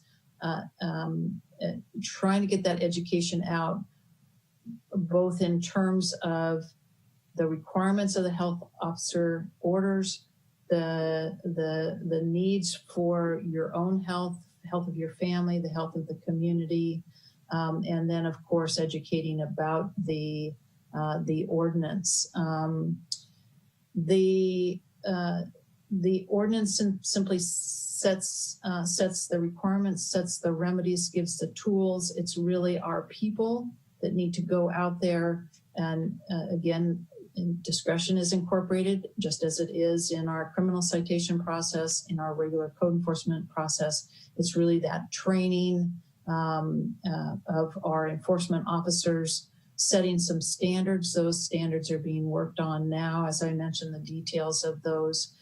So we are sensitive to that, and we'll try to incorporate those standards into our policies and practices. Thank you. I'm particularly interested in, you mentioned discretion. Discretion can work, discretion is discretion. It doesn't necessarily mean a good thing. So Will we have an affirmative stance for the training and the instructions for our code enforcement officials and law enforcement, if it comes to that directly addresses these issues where people have more crowding and more gathering? And also, yes. How will we address, the issue of people coming to restaurants and things that are not their families? Like, how specifically can we deploy this in a way that is affirmative in our council goal of equity? Yes, and I think the timing is very good in terms of the council really calling that up as a top priority, and that we will be working to incorporate those standards and those sensitivities into the practices that are implemented with respect to this ordinance. And that's particularly with respect to the concerns about some of our lower income neighborhoods and lower income communities. With respect to visitors and checking whether are you all in a family group or are you not, just as a matter of resources, we're generally not going to have the resources for either our law enforcement or code enforcement to get into those kinds of details. We recognize that there will be complaints that are going to come in, that are going to be, my neighbor just walked by without a mask. Well, we don't have the resources to go address that. Similarly, we're not going to have the resources to go question, nor do we want to. And certainly as the legal officer, I don't want our folks, delving into a small group and questioning people. That is just is very fraught with potential difficulties. So we will do everything that we can to make sure that the ordinance is enforced equitably, with sensitivity to cultural differences, to sensitivity with differences in living conditions and living styles. So thank you very much. I appreciate that. That's all my questions. Okay. Thank you. Mr. Sawyer. Thank you, Mayor. And I apologize for jumping around somewhat with this, with my comments and questions. I first want to agree with Councilmember Rogers on his concern about Section L under responsible party. I understand that the county has a definition for responsible party in its other ordinances. I would have a hard time supporting that section in this case. If you have an apartment house with 15 units or less, you don't even have to have a manager on site. I think that placing in language a 72-hour to cure would be really very important to give the owner, the landlord, or the management company an opportunity to fix the condition. I think that we should have a above these violation amounts. I think there should be a very explicit warning in place that it shows that there's a warning. I think that that would be, I'm a little concerned about the level of violations. I mean, if I had an Airbnb and I was an irresponsible landlord of that Airbnb, and as a question, that is considered commercial, is it not? Yes, okay. It is. So I would hope that after that first violation, after that warning, and then that they continue to be bad players, that first $1,000 hit and that second $5,000 hit is probably going to encourage a fairly high level of compliance. But I think there still should be a warning that is codified in the ordinance. I don't think just because we say that we would most likely offer a warning first, having it not explicitly placed into the ordinance, I think leaves that window open that I'm not comfortable with. I do prefer the language that was represented by the California Apartment Association. I would have a hard time supporting this ordinance, unfortunately, in its entirety, unless that language was changed. I just think it's unfair. I think it's an overreach, and I understand you gave a good explanation as to why it was there, Madam Attorney. but I don't personally agree with the spirit of that portion of the ordinance. I also agree with Vice Mayor Fleming's concern about the discretion piece. I think unless we are very, very clear about exactly that everyone follows the same rules, that discretion is part of what created a difficult and uncomfortable situation at the county board last week. That discretion is sometimes hard to measure and unfair, and not to suggest that our code enforcement individuals or employees are looking to do harm, but one could be easily charged with unfair application when one has discretion. So I would prefer a warning piece in this ordinance, and then for the non-commercial violation, if the family, after the warning and they get all the educational material that is available to us, and they understand the ordinance, and they continue to behave in a certain way, then I think they should be ticketed. And everybody that after a warning would be treated exactly the same way, so that the city itself would not be charged with unfair application of its discretion. So I think clarity is going to be really, really important in this case. But I will continue to have a real problem with Section L in the ordinance. The county did not add that, as far as I know, to their ordinance, and I think that was probably well advised that they did not go there. So I think that's probably about all I need to say. Let me look at my notes just quickly. Yeah, I think so. I was hoping that the city could actually avoid its own ordinance altogether, but I looked at your explanation as to why it was important for the city, and for the reasons that you mentioned. So I can see I can see the need, but I still have that ongoing problem with Section L. So I'll stop there. Thank you. And if I may just give a clarification. With respect to the county's ordinance, does not, the urgency ordinance that they adopted last Thursday does not itself include a definition of responsible party. Instead, it references back to the county code's general provision, which states that a responsible party means any of the following.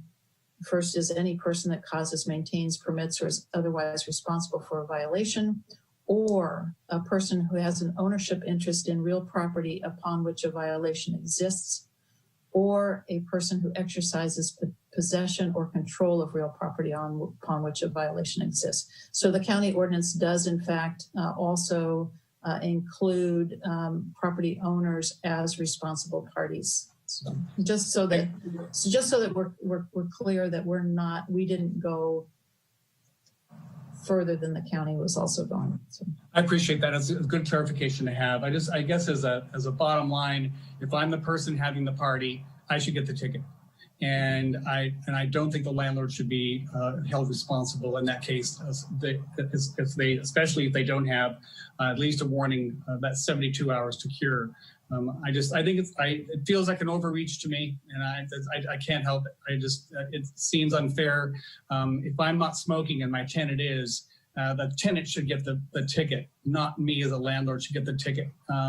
With things like smoking ordinances, I think there is a good reason or a good way to explain why the landlord should not be responsible for a party given without their knowledge, and the fact that they leave the door open to litigation or being fined for the behavior of one of their tenants seems unfair to me.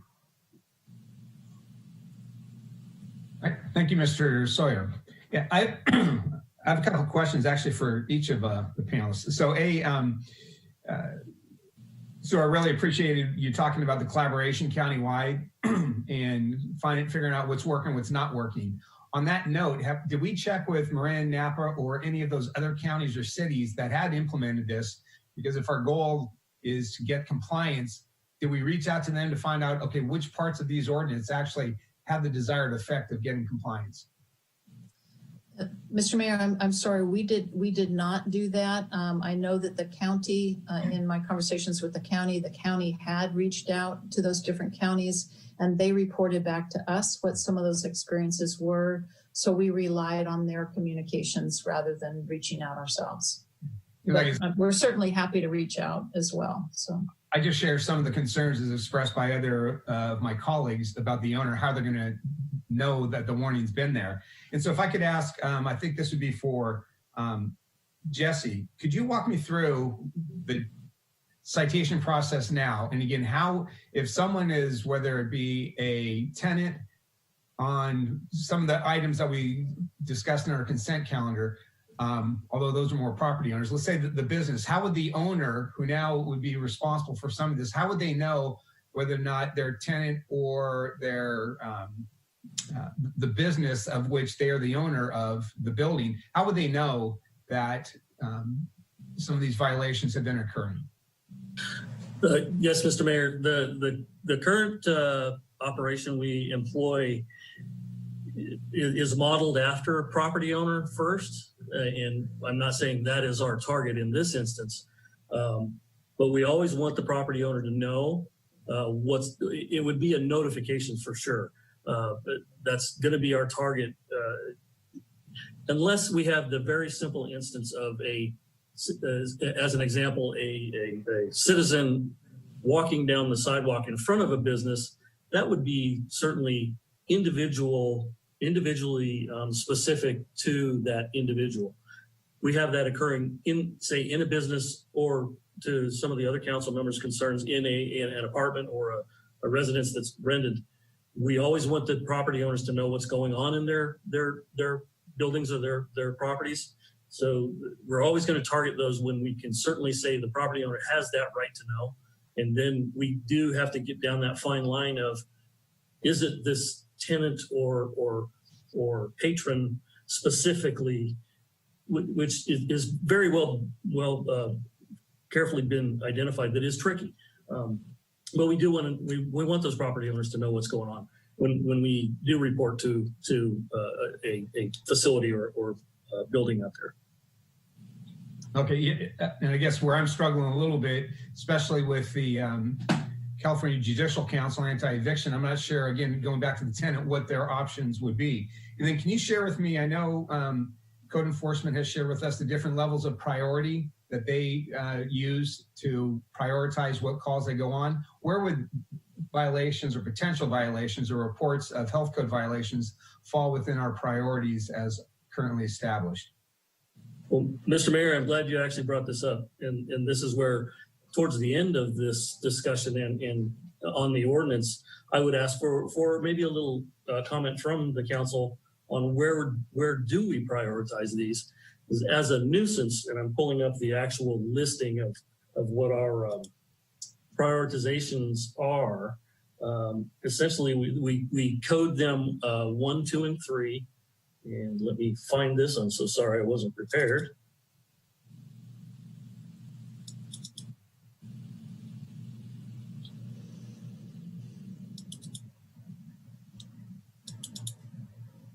Okay, I have it. So category 1 being the immediate life safety. Prime example of that is a vehicle versus building. You know, a car is sitting in the living room and it's very apparent. So that is along the lines of structural damage, potentially an environmental crime. Somebody's dumping something on a site. Category 2, which is the more broad category, from unpermitted construction, maybe in a setback, unpermitted occupancy, substandard housing, trash and debris. So that's our category 2. And then our category 3 are more the lighter level, what we really consider a nuisance. we get the report and we immediately categorize it, but then the investigation can change the categorization. It can go up or down, obviously, unless it's already a 1. So those category 3s examples are garbage cans left out too long, vehicles parked in the driveway with flat tires, those kinds of things. As a nuisance, initially a public nuisance, this health order enforcement would lend itself to a 3. But under the current circumstances, with feedback from the council, and I'm only guessing here, that I think we would see this as a bit of a higher level due to the not only our local but our regional and worldwide issue. So that was something I was actually hoping to gain from council tonight on where we would really categorize this. So doesn't answer your question, it more begs a question. Yeah, wait a minute, I'm asking the questions here. No, thank you for that. That's helpful, because I know it has come to council before about some of the backlogs of, I think, some of the level 3s. And I'm always concerned about staff capacity and where would they prioritize it. So I think responding to that, let's see what the motion is and where we're going with that. And then we can get some feedback after we make a decision one way or the other as to where to prioritize it. And then the last question is for Lieutenant Becker. It's my understanding that the police department officers, if they do traffic stops, obviously they have the discretion, but haven't they fairly recently had the opportunity to also just issue warnings, and the department is actually tracking that? Could you explain how that system works? Yes. Good evening, everybody. So we do have officers have discretion when issuing traffic citations. So we went to a warning system quite some time ago as an educational piece for the public. So whether it be complaints in front of people rolling through stop signs in front of schools, or very minor type violations, we'll saturate certain areas, or our traffic division will go work certain areas, and we'll issue citations and offer an education piece. So that has been very, very successful, and it's proven to be very successful within our city and our department. Now, obviously, the officer has the discretion if something is so blatant or, an obvious violation or a second violation. The officer has always has a discretion to either cite or issue a warning. Those warning sites are tracked in our system. So we do have the ability to find out if somebody has been warned or not. So as far as the warning sites, that's how Santa Rosa PD operates right now. And if we were to suggest doing a similar system here, because I've heard some of my colleagues talk about, yeah, let's issue warnings, would that data be available to the code enforcement officers out in the field to know that a person's has already received a warning for said violations? That is dependent on the code enforcement system, because those would not be entered in the system at the Santa Rosa Police Department. At least those are the preliminary discussions that we've had. So it would just be dependent on the system. And it also is dependent on, it's comparing traffic violations to this ordinance, and I know we're just scratching the surface with this, but I do believe that we probably will not get the number of, we're going to get several calls for service, and we all realize that. But traffic violations, warning cites, we issue hundreds and hundreds of warning citations as it relates to traffic. Now, for any of the health order violations, that is something we can definitely talk about and see if we can put some type of tracking mechanism into place that would allow our officers, both code enforcement and law enforcement, to track who we have warned. Okay, and Mr. Oswald, is there such a system within the code enforcement environment for tracking warnings? Again, another question I'm glad that was raised. We are engaging our IT department. Even today, we had a meeting. Example back to our code enforcement model. It is very much address and parcel specific on how code enforcement operates. And we are reaching through our current programs that we have available And we've asked that our consultants look into potential utilization of our system currently, or adding additional modules or additional programming, that we do recognize the need in this instance to certainly track individuals. And then we go into a little bit of a difficulty, of course, with the police model for their traffic warnings. They all have a driver's license number or license plate that is very easily trackable. So with this instance, we still have some details. And again, we're collaborating with the police department.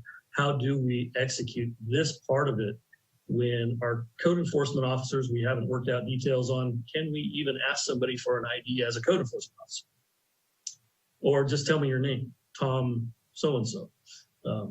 Not to use that name specifically, but so yes, we are trying to find some model, some platform that allows us to do this tracking, so we don't have that potential of somebody that may have already been warned and got warned again when they really should be probably getting a citation. So we are diving into that. Great, thank you for that. Again, Madam City Attorney, that'd be one of those things, if we're collaborating even within Sonoma County or some of our regional partners, to see if anyone else has figured out an efficient and effective system to do just that, should we choose to go in that direction shortly. Okay, any other questions from council? Mr. Dowd.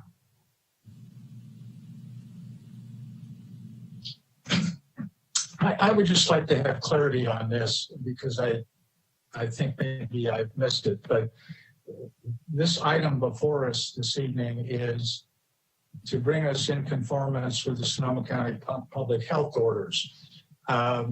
What is the position of the city of Santa Rosa if the county changes an order for any particular reason? Do we automatically just change over, or do we have to have a special meeting, council, whatever, and modify if we choose to? Or are we committed to staying in line with Sonoma County public health orders? Happy to address that. Yes, the way the ordinance is drafted, it will track whatever is then the current public health order. So any changes to the public health order will automatically be incorporated into our program. Okay, thank you. Okay, any additional questions?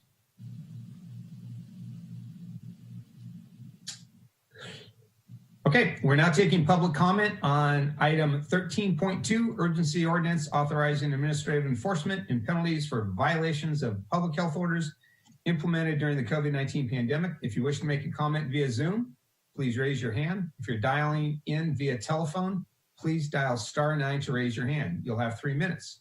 Madam Host, would you facilitate public comment on this item, please? Thank you, Mayor. Will do. Let me give it a moment for any hands to be raised. Again, this is for public comment on item 13.2, urgency ordinance authorizing administrative enforcement and penalties for violations of public health orders implemented during the COVID-19 pandemic. There is a timer on your screen. When you are called upon, the timer will start after you've identified yourself for public record. At the end of the timer, an audio alert will go off and we will mute your microphone.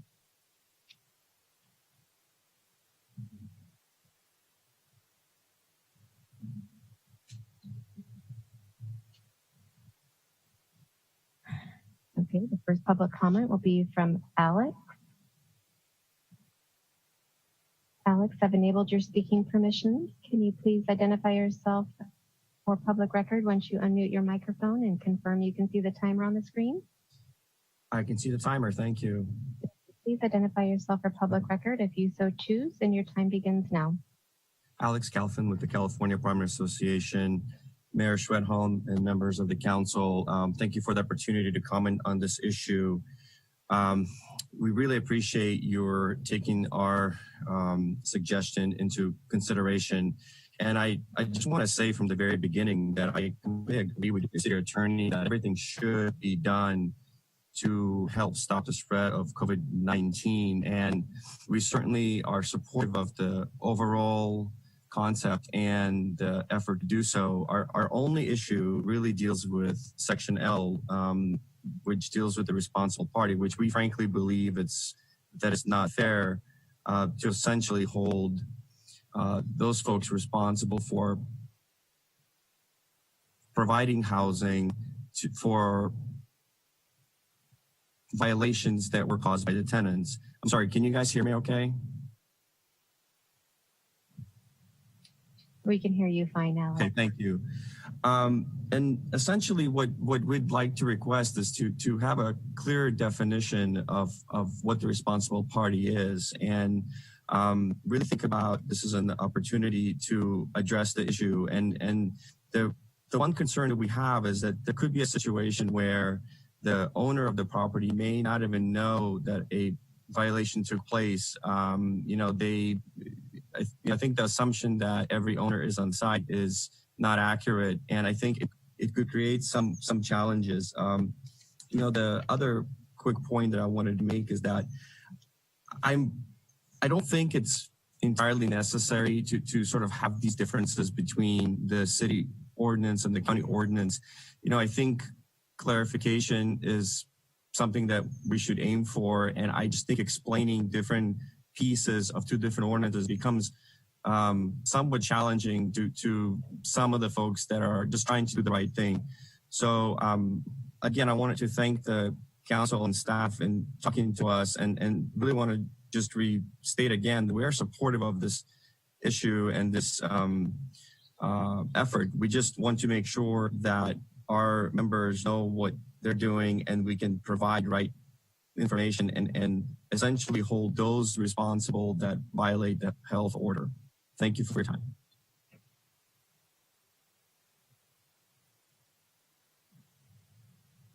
Thank you, Alex. Mayor, seeing no additional hands, I'll move on to the voice message public comments, which we did not receive any for item 13.2, nor did we receive any email or e-comment public comments. Great. Thank you for that. All right, we'll bring it back to council. Any last minute questions before we introduce an item for further discussion? Seeing none, Mr. Tibbetts, you have this item. Thank you, Mayor. Can you hear me okay? Yep. Okay, great. I guess I wanted to share my comments. I felt similar to what I've heard everybody else say. It seems odd to me that a landlord who is remote and who is away from the location would have some sort of liability for the actions of another human being on their property that's separate and apart from themselves. So I guess what I have for the council is I have some proposed language we can look at. I was also thinking, I think it was Councilmember Sawyer who mentioned that, 14 or I think it was 15 or more tenants requires an on-site resident manager. So I was kind of thinking in my mind, would it maybe make sense to have the rule be for anybody for 14 or less where an on-site manager is not required, that the landlord does not have responsibility. But if it was a larger complex where there was a paid staff person to be on site, that might make sense. I throw that out there because I'd love to hear back from the council on that particular issue if what I'm about to propose is unsatisfactory. But what I would like to differentiate in item L under responsible party, have it read, an owner of a residential property or his or her agent or employee shall not be subject to an enforcement action or civil penalties as provided for in this ordinance for the acts or omissions of a tenant or occupant or guest of a tenant or occupant that violate this ordinance.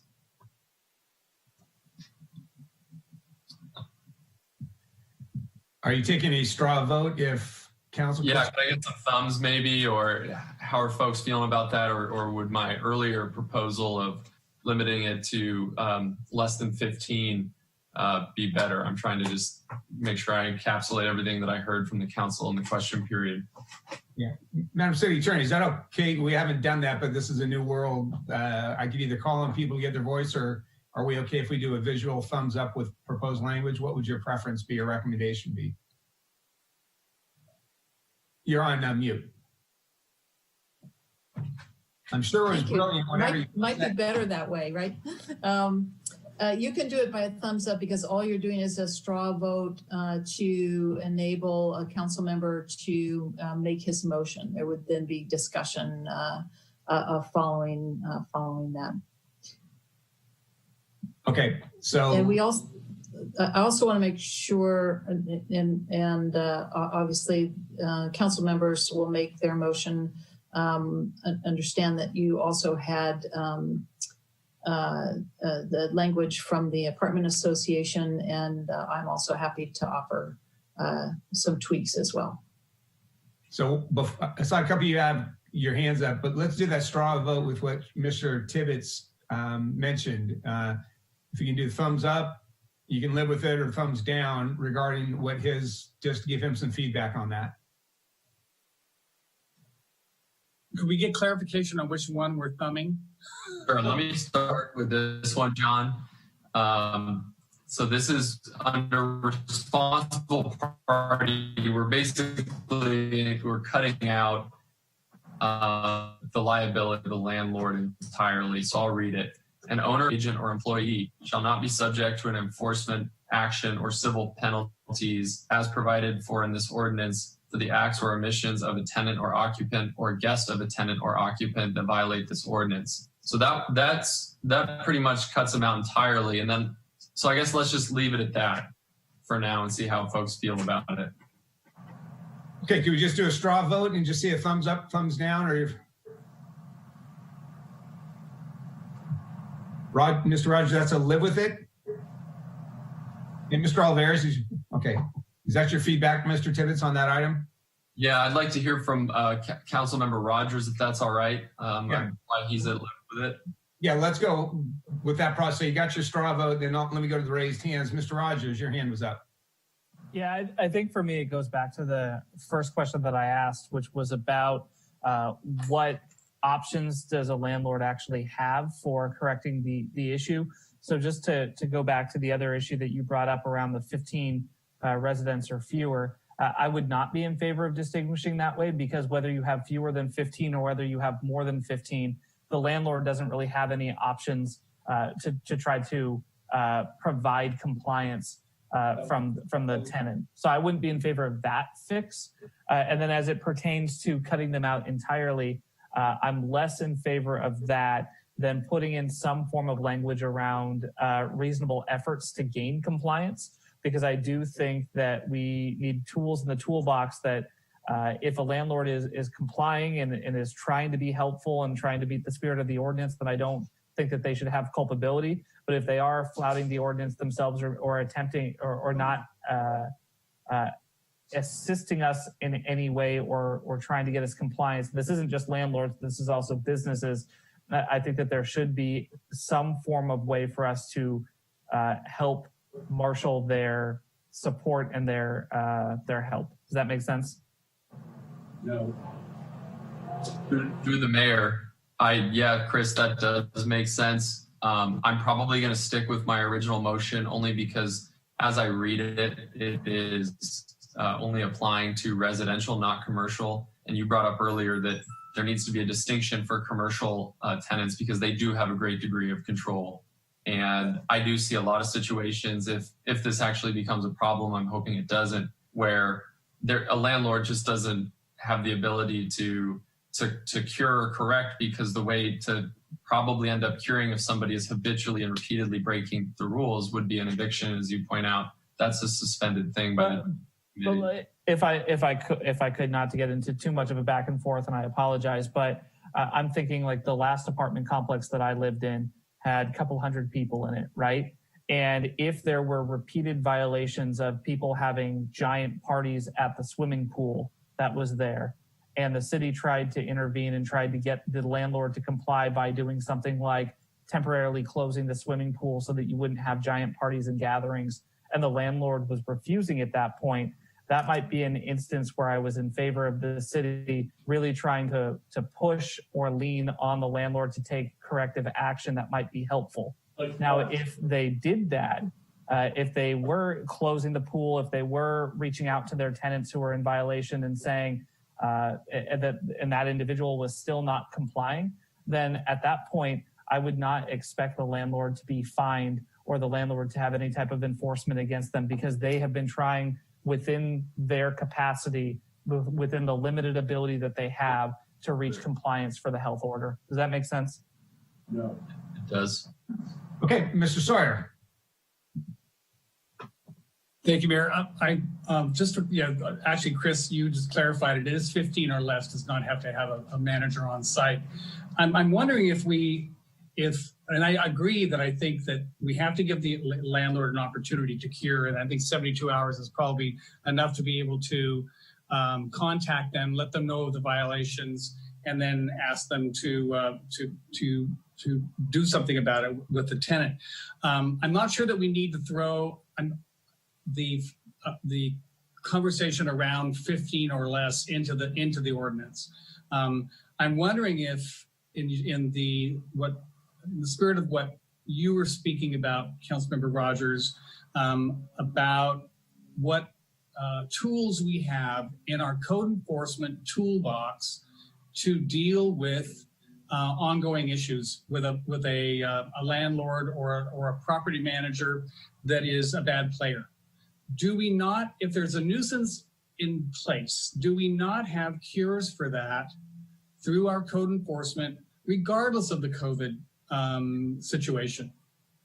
If they are creating a nuisance, do we need to have that reiterated in this ordinance in any way? Who is that? Maybe I'm not being clear. I guess I'm directed to, Mr. Sawyer. I'm sorry. Who is that question directed to?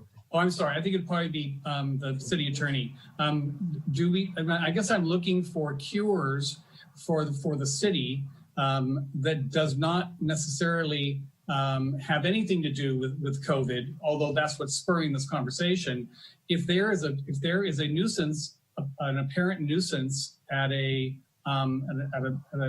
apartment complex, regardless of this ordinance, do we not have the ability to deal with those complaints of a nuisance? Yes, we do. We have standard code enforcement procedures. We can go into court to avoid a public nuisance, to abate a public nuisance. That being said, if this ordinance is specific to the public health officer, excludes the landlord from any liability for that, we may be able to, we could tweak it so that it just excuses them from the civil penalties and not from other enforcement mechanisms that would leave in place the other enforcement mechanisms. But otherwise, there's going to be an argument that this is a more specific ordinance, and that overrides the general provisions of the city code. We still would have in place criminal prosecution, and we would still have in place the possibility for TRO brought by our office. Those would still remain. This ordinance does not excuse them. Again, depending on how the amendment is worded. Okay. Well, my thumb was up for to add the language that was brought forward by the California Apartment Association and to remove contradictory language inside the responsible party section. So as long as, I can support this piece as long as L gets changed to reflect that language from the California Apartment Association. That was my thumb. That was why my thumb was up. Okay. And that would be for the 72-hour notice provision, not the full excuse. The 72-hour notice, they need to be warned. Yes. Yes, in this section. I'm still looking for warnings to be codified in this, but we can talk about that in the next piece. Okay, and just Mr. Tibbetts, my 2 cents is one of the things I see what we're struggling with is trying to predict the future, because the overall goal of this is to encourage that voluntary compliance. I would be willing, we can always come back and modify this ordinance. I'm supportive of the language you represented. And if it does become an issue where we hear from either law enforcement or code enforcement saying we need some more tools in our toolbox, again, here it is. We've been dealing with COVID since March. Here it is August. What's going to happen in September or October? No one can tell. So that's why I'm comfortable, and I give the thumbs up for what your suggested language was. I agree with Tom. So back to you, Mr. Tibbetts. Did you have another straw poll, or are you ready to make a motion?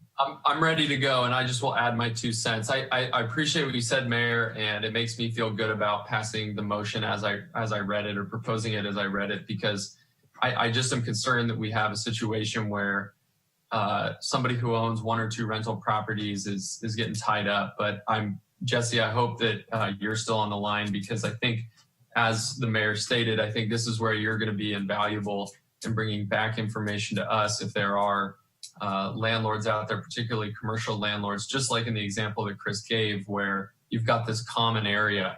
I was starting to think, should we go down a path where we should add a clause about common areas? But I don't really want to do that on the fly here tonight. I would like to propose this ordinance with the amended language I read. So I'm going to go ahead and read the ordinance here. I move an ordinance of the Council of the City of Santa Rosa, an urgency ordinance of the Council of the City of Santa Rosa, adding Chapter 9-24 to Title 9, Health and Safety, authorizing administrative enforcement of COVID-19 public health orders, and add in Section L to read, an owner of residential rental property or his or her agent or employee shall not be subject to an enforcement action or civil penalties as provided for in this ordinance for the acts or omissions of a tenant or occupant or guest of a tenant or occupant that violate this ordinance, and waive further reading. Yes, please. Second. May I ask for clarification? Yes, go ahead. Thank you. I just want to confirm that this will be all residential rental property, whether long-term or short-term rentals, so it would encompass vacation rental properties as well. Yeah, I'm okay with encompassing just all residential, short-term and long-term for now. And this is where, again, the mayor, what he said, I think is going to be so important, is if we notice that there's still something lacking, I, for one, hope that this comes back to us and we can tighten it up. Did that clarify it for you, Madam City Attorney? Yes, thank you. And Mr. Sawyer, did you second that? I did, and I have a request for a friendly amendment. I'm still looking for a warning to be codified in this ordinance at the top of each of these penalties. So for non-commercial violation, that there be a warning and then $100, and for the commercial violations, that there be warning, and then that we move into the next to the actual fines. I think without. I'm comfortable leaving it unstated that we are going to warn people in advance because of the efforts with the county doing all of their educational outreach, walking up to someone or going up to someone's door who had and it's going to happen, that are, maybe they've been under a rock for the last 2 or 3 months, but that they are not aware of these violations, and to not be able to have the ability to have it codified that we're going to warn first before issuing a citation makes me a little uncomfortable. I think it would be fair to put in a warning. With a great deal of reluctance, I'll accept that friendly amendment, John. And the only reason why is because I think it's going to take a few tickets out there to really crack down on what I'm seeing as a pervasive problem. A lot of people are just, in my opinion, not doing a great job of following this mask ordinance. But again, I'm good with it. I'm looking at this as kind of a working paper, and maybe we find that we got to tighten it up in other areas. So I'll accept that friendly amendment. Well, I appreciate that. And also what the mayor said was that if we find that we have missed the boat, if we find that the suggestion like that is just being too lax and we're not getting the job done, I'm more than happy to revisit and to amend this ordinance if we have indeed, through a suggestion that I just made, that we've lost control over certain circumstances, then I'd be perfectly willing to reconsider that and remove the warning. Okay, Madam City Attorney, do you need specific language from Mr. Sawyer to codify the warning that he just said? That would be helpful, but my understanding is that Councilmember Sawyer would like, as a preface to number 1, number 2, and number 3 of section 9-24.060B, that's the penalty provision. And my thought is it's after reasonable warning. After I think, well, and you could even state 1 after a warning that the violations would be the next course of action for the city. However you want to say that. I'm looking at your presentation. I'm not looking at the ordinance, so I can't confirm I'm sure you've got the right numbers. So yes, so just adding this on top. After a warning, a non-commercial violation shall be subject to civil penalty. After a warning, a commercial violation shall be subject to civil penalty. Yes. After warning, civil penalty. Well, then we don't need an after a warning on the third one because it speaks for itself. Okay. Okay. Let's see, Mr. Rogers. Thank you, Mr. Mayor.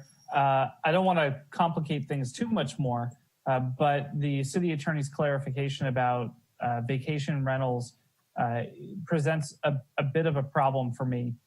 There is an inherent acknowledgement in the educational outreach that we're doing that there are folks who still need to be informed of what the rules are.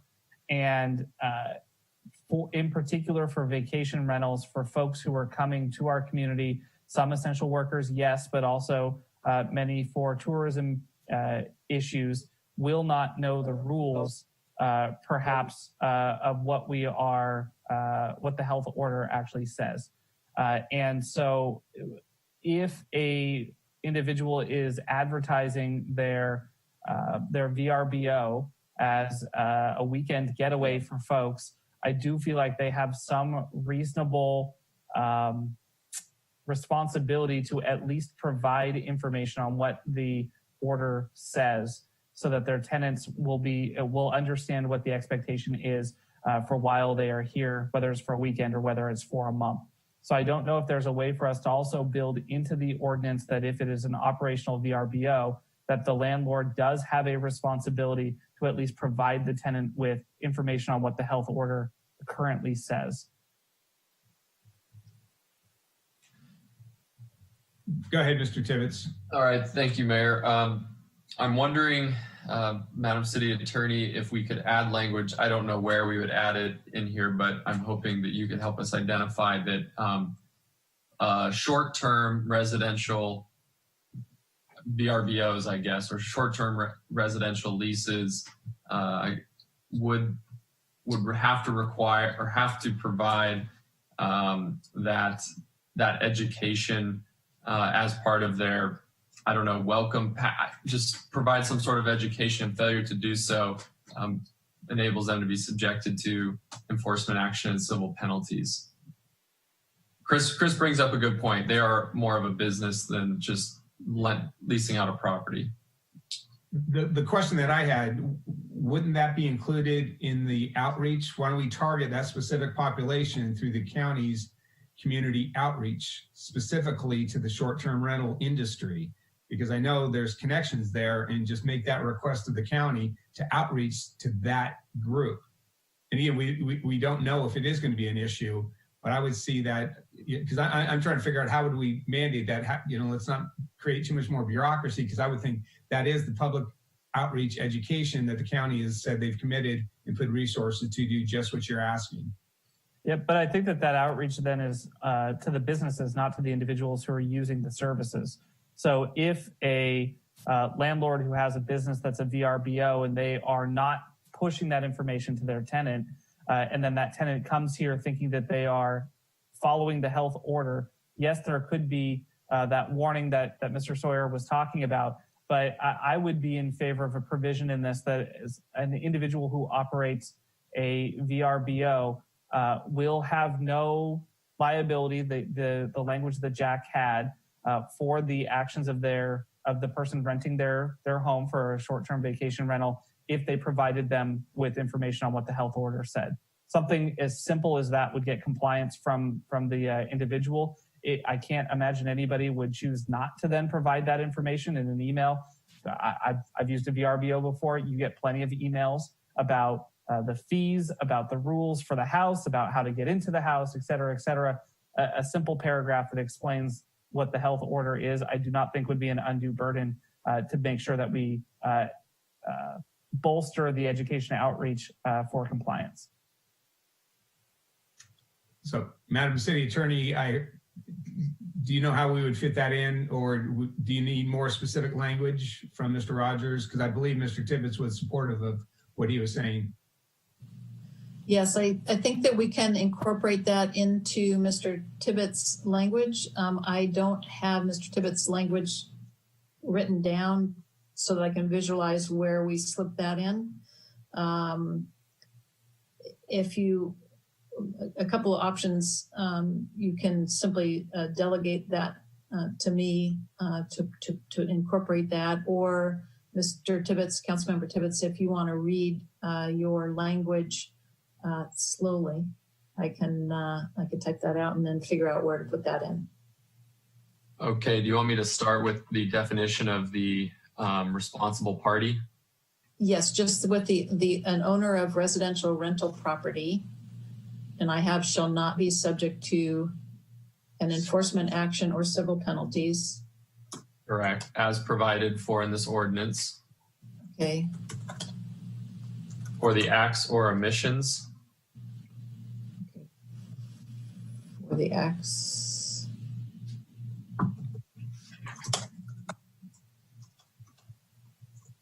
Or omissions of a tenant or occupant.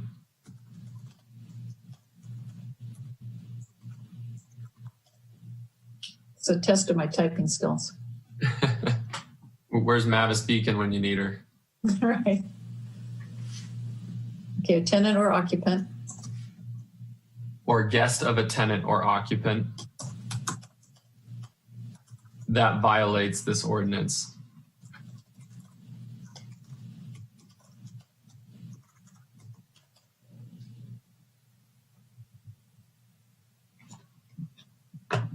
And then where I'm struggling is where we would add that into responsible party. Let me go back to L here, sorry. You could say something as simple as a responsible party does not include the owner or operator of a vacation rental unit that has provided the county's health order to its rentee. You had it so simple earlier. Well, I appreciate that, Mr. Rogers. Did you get that, Madam City Attorney? I'm thinking it can go right into this section so that it's an owner of residential rental property shall not be subject, blah, blah, blah. And I'm going to put a residential offered for long-term lease. It's going to be a little bit repetitive, but long-term rental. And then have the same sentence for the owner of residential rental property offered for short-term rental shall not be subject, provided that the owner provides visitors with, I don't know if we want the actual health officer order, which is quite long, or whether we want to provide, say, provide visitors with a summary. You could say, for simplicity's sake, you could even say that they are responsible for providing the individual a notice that they are subject to the county's health order while they're in the county. Something as simple as that, or maybe even a link just to the health officer's order. Right. There's a way to do this that isn't overly cumbersome, I think. Is provided they have informed the visitor of the requirements of the public health officer order and have provided a copy of that order to the guest. Great. Something like that. And you authorized me to tweak it so it reads a little bit cleaner?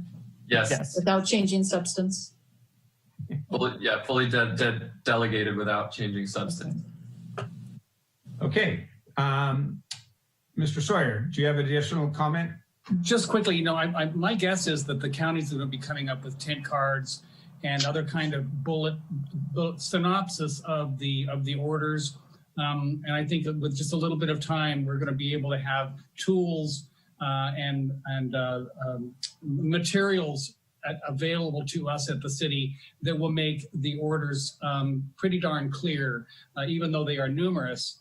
I'm hoping that the industry, the Airbnb, et cetera, that the industry itself will be targeted, and we will be able to, with not too much difficulty, offer them a synopsis of their responsibilities as short-term tenants, or whatever long-term means. I don't even know. Is that 2 weeks?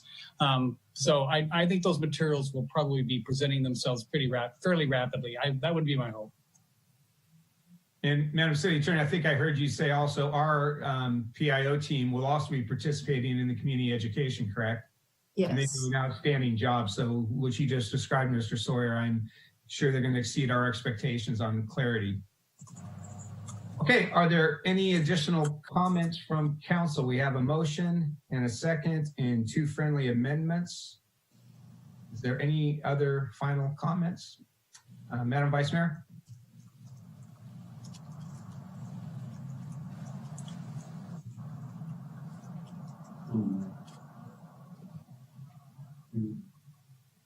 Having some technical difficulties today. Yeah, I just want to say that this whole thing, feels to me like we're trying really quickly to get something together that feels more like a hammer than a scalpel that we need.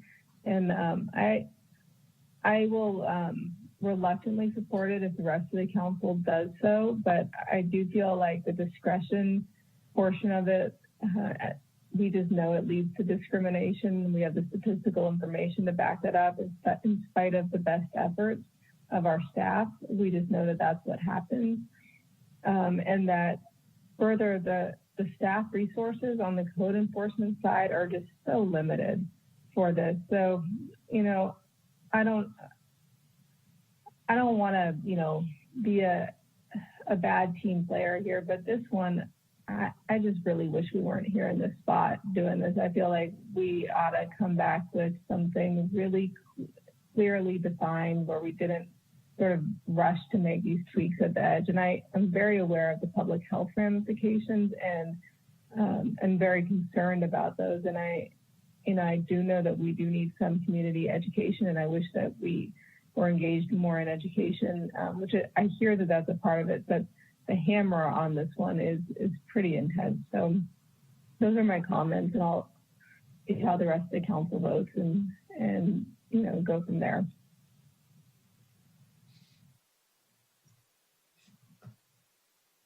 Thank you all for your comments. Madam City Clerk, could we do a roll call vote, please? Yes. Councilmember Dowd? Aye, as the motion has been created. Councilmember Tibbetts? Aye. Councilmember Sawyer? Aye. Councilmember Rogers? Aye. Councilmember Oliveras? Aye. Mayor Fleming? Aye. Mayor Schwedhelm? Aye. That motion passes as amended with 7 ayes. Okay, and I also heard Mr. Oswald wanting some feedback about priorities. So I'm just going to call on each of you just to give him some feedback about where you believe from the code enforcement where this priority would be. You gave us what the current priority 1, 2, and 3 are. So I'm just going to go in my screen. Mr. Oliveira's feedback regarding the priority of this ordinance that we just passed. I'm sorry, Mayor, clarify the priority as far as enforcement action? Right. Mr. Oswald, if you could reframe it. So when a violation of the order comes in, what priority does code enforcement give it? Is it the first thing they do in the morning right away, or they do it after they've done priority 1? So Mr. Oswald, could you refresh our memory about priority 1, 2, and 3? Yes, Mr. Mayor, I will. So to quickly reiterate, we have the 3 categories of our cases that are reported. Category 1 being the highest priority, that when we get a call, we respond as immediately as possible, immediate life safety issue. Category 2 are those things that could potentially pose a danger, but we evaluate and elevate or maintain as a category 2. And then we have category 3, which are generally categorized as a nuisance. Again, from my own discussion with the council, the current ordinance is presented as it being a public nuisance. So my request for guidance is, do we categorize this as our category 3? Again, a nuisance category, which is we respond when we can, it is not immediate, or do we elevate all health order reportings of violations to a category 2, which may be fitting for the current regional, local, and worldwide issue. Thank you for reframing that. I got it. Thank you. Yeah, so hearing that, people are dying out there, Mayor, so this is a priority 1 for me. Mr. Tibbetts. Yeah, I 100% agree with Ernesto. Jesse, I think because we baked warnings into this, that hopefully the warning works and your team's not scrambling. But when the warning doesn't work, I want this to be category 1, highest priority. This is life safety all the way. Mr. Rogers. I agree with Councilmember Olivares. Mr. Dowd. I concur. Ms. Fleming.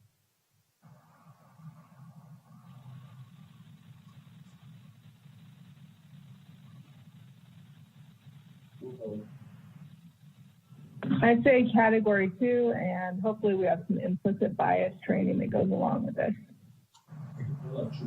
Mr. Sawyer. So I have a question before I make my recommendation. If the code enforcement is contacted and it has to do with someone, if Juilliard Park was filled with 1,000 people, that to me is an immediate life safety issue. If someone is having a party and it gets called in by one of the neighbors, I'm having a hard time. We don't even know how big the party is. How does code enforcement know whether it's a 2 or a 1 or a 3 if they don't know the nature of the call? I'm a little confused as to who makes that call, because not wearing a mask is not to me, it is for it's a major problem. But life safety, I just think they're going to be running from one call to another, if they're all under number 1. So I'm a little confused on how they're going to be making that determination unless they have discretion, which creates problems as well. But so how does that work, Jesse? How do you if everything is a 1, how will you have enough people to deal with it? I don't see what's the reality there. Yes, council member, this is really why I wanted this discussion to occur. The categorization as a 1 is an immediate life safety issue. That means a building's going to fall down or somebody's going to die if we don't get there and take care of that building right now. If we categorize the response to this health order, right now we're planning on committing two code enforcement officers following the model of the county. I talked to Director Wick today. Their response for their code enforcement division is to be a Monday through Friday operation, business hours only. Any of those immediate responses that may be deemed through the call-in line as needing an immediate response is intended to be handled by the sheriffs or other potential entities. So hopefully this informs the decision on when you're speaking of the immediate issue versus immediate life safety and our ability to respond. That's why I'm hopeful that this can educate my ability to have staff respond. With 2 staff committed to it, we won't be able to run out to everyone. Right now, without the, prior to the county hotline being established, the city was receiving approximately 50 COVID-related health order violation-related calls. So we've seen what the information has come out since the hotline was enacted. So hopefully that helps inform this discussion. Well, I appreciate that, and I also respect and appreciate my colleagues' concern about this really being about life and death, and indeed it is. But I'm also looking at the reality of our ability for code enforcement to respond to every call as a number one. So I would agree with the council member or with the vice mayor. Unless code enforcement sees a reason to elevate it to number one, I would go with number 2. Okay. And for me, it's this would be a priority number 2. So with that, that is all for item 13.2. Thank you for all those presentations from the city attorney, police department, and Mr. Oswald. All right, item 14, public hearings, we have none. Written communications, we have none. Second public comment period on non-agenda matters. So we're now taking public comment on item 16, non-agenda matters. If you wish to make a comment via Zoom, please raise your hand. If you're dialing in via telephone, please dial *9 to raise your hand. This is the time for public comment by members of the public who are unable to speak on non-agenda matters under item 12. Therefore, if you spoke under 12 non-agenda matters, you'll not be permitted to speak again at this item. Madam Host, would you facilitate if we have any additional public comment? Thank you, Mayor.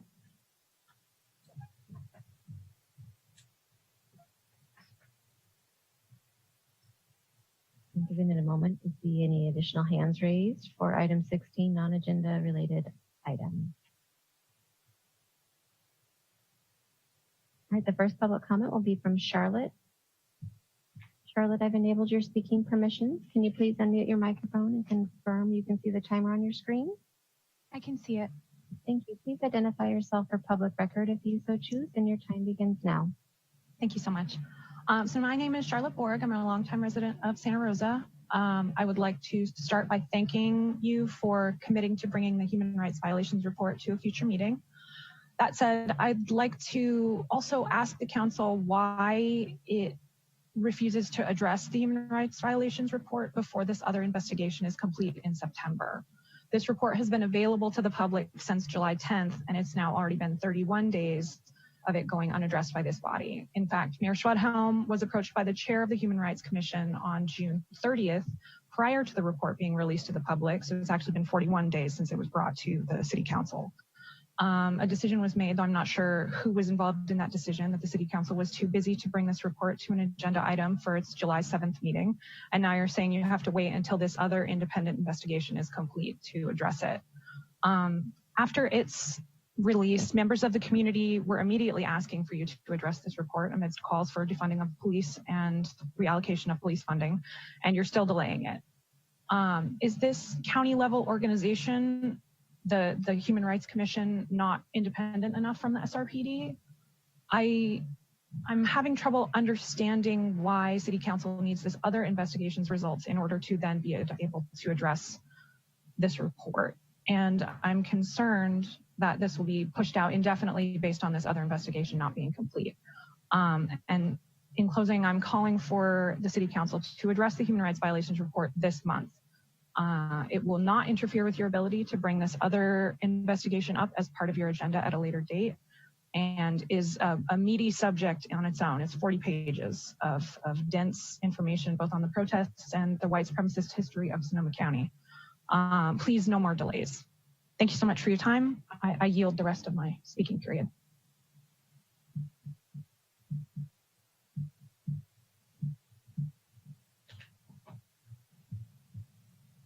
Thank you.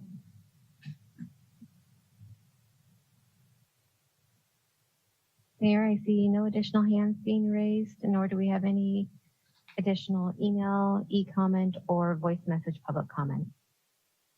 Okay, thank you so much. No further items on this agenda. The August 11th Santa Rosa City Council meeting is hereby adjourned. Thank you for your attendance and participation.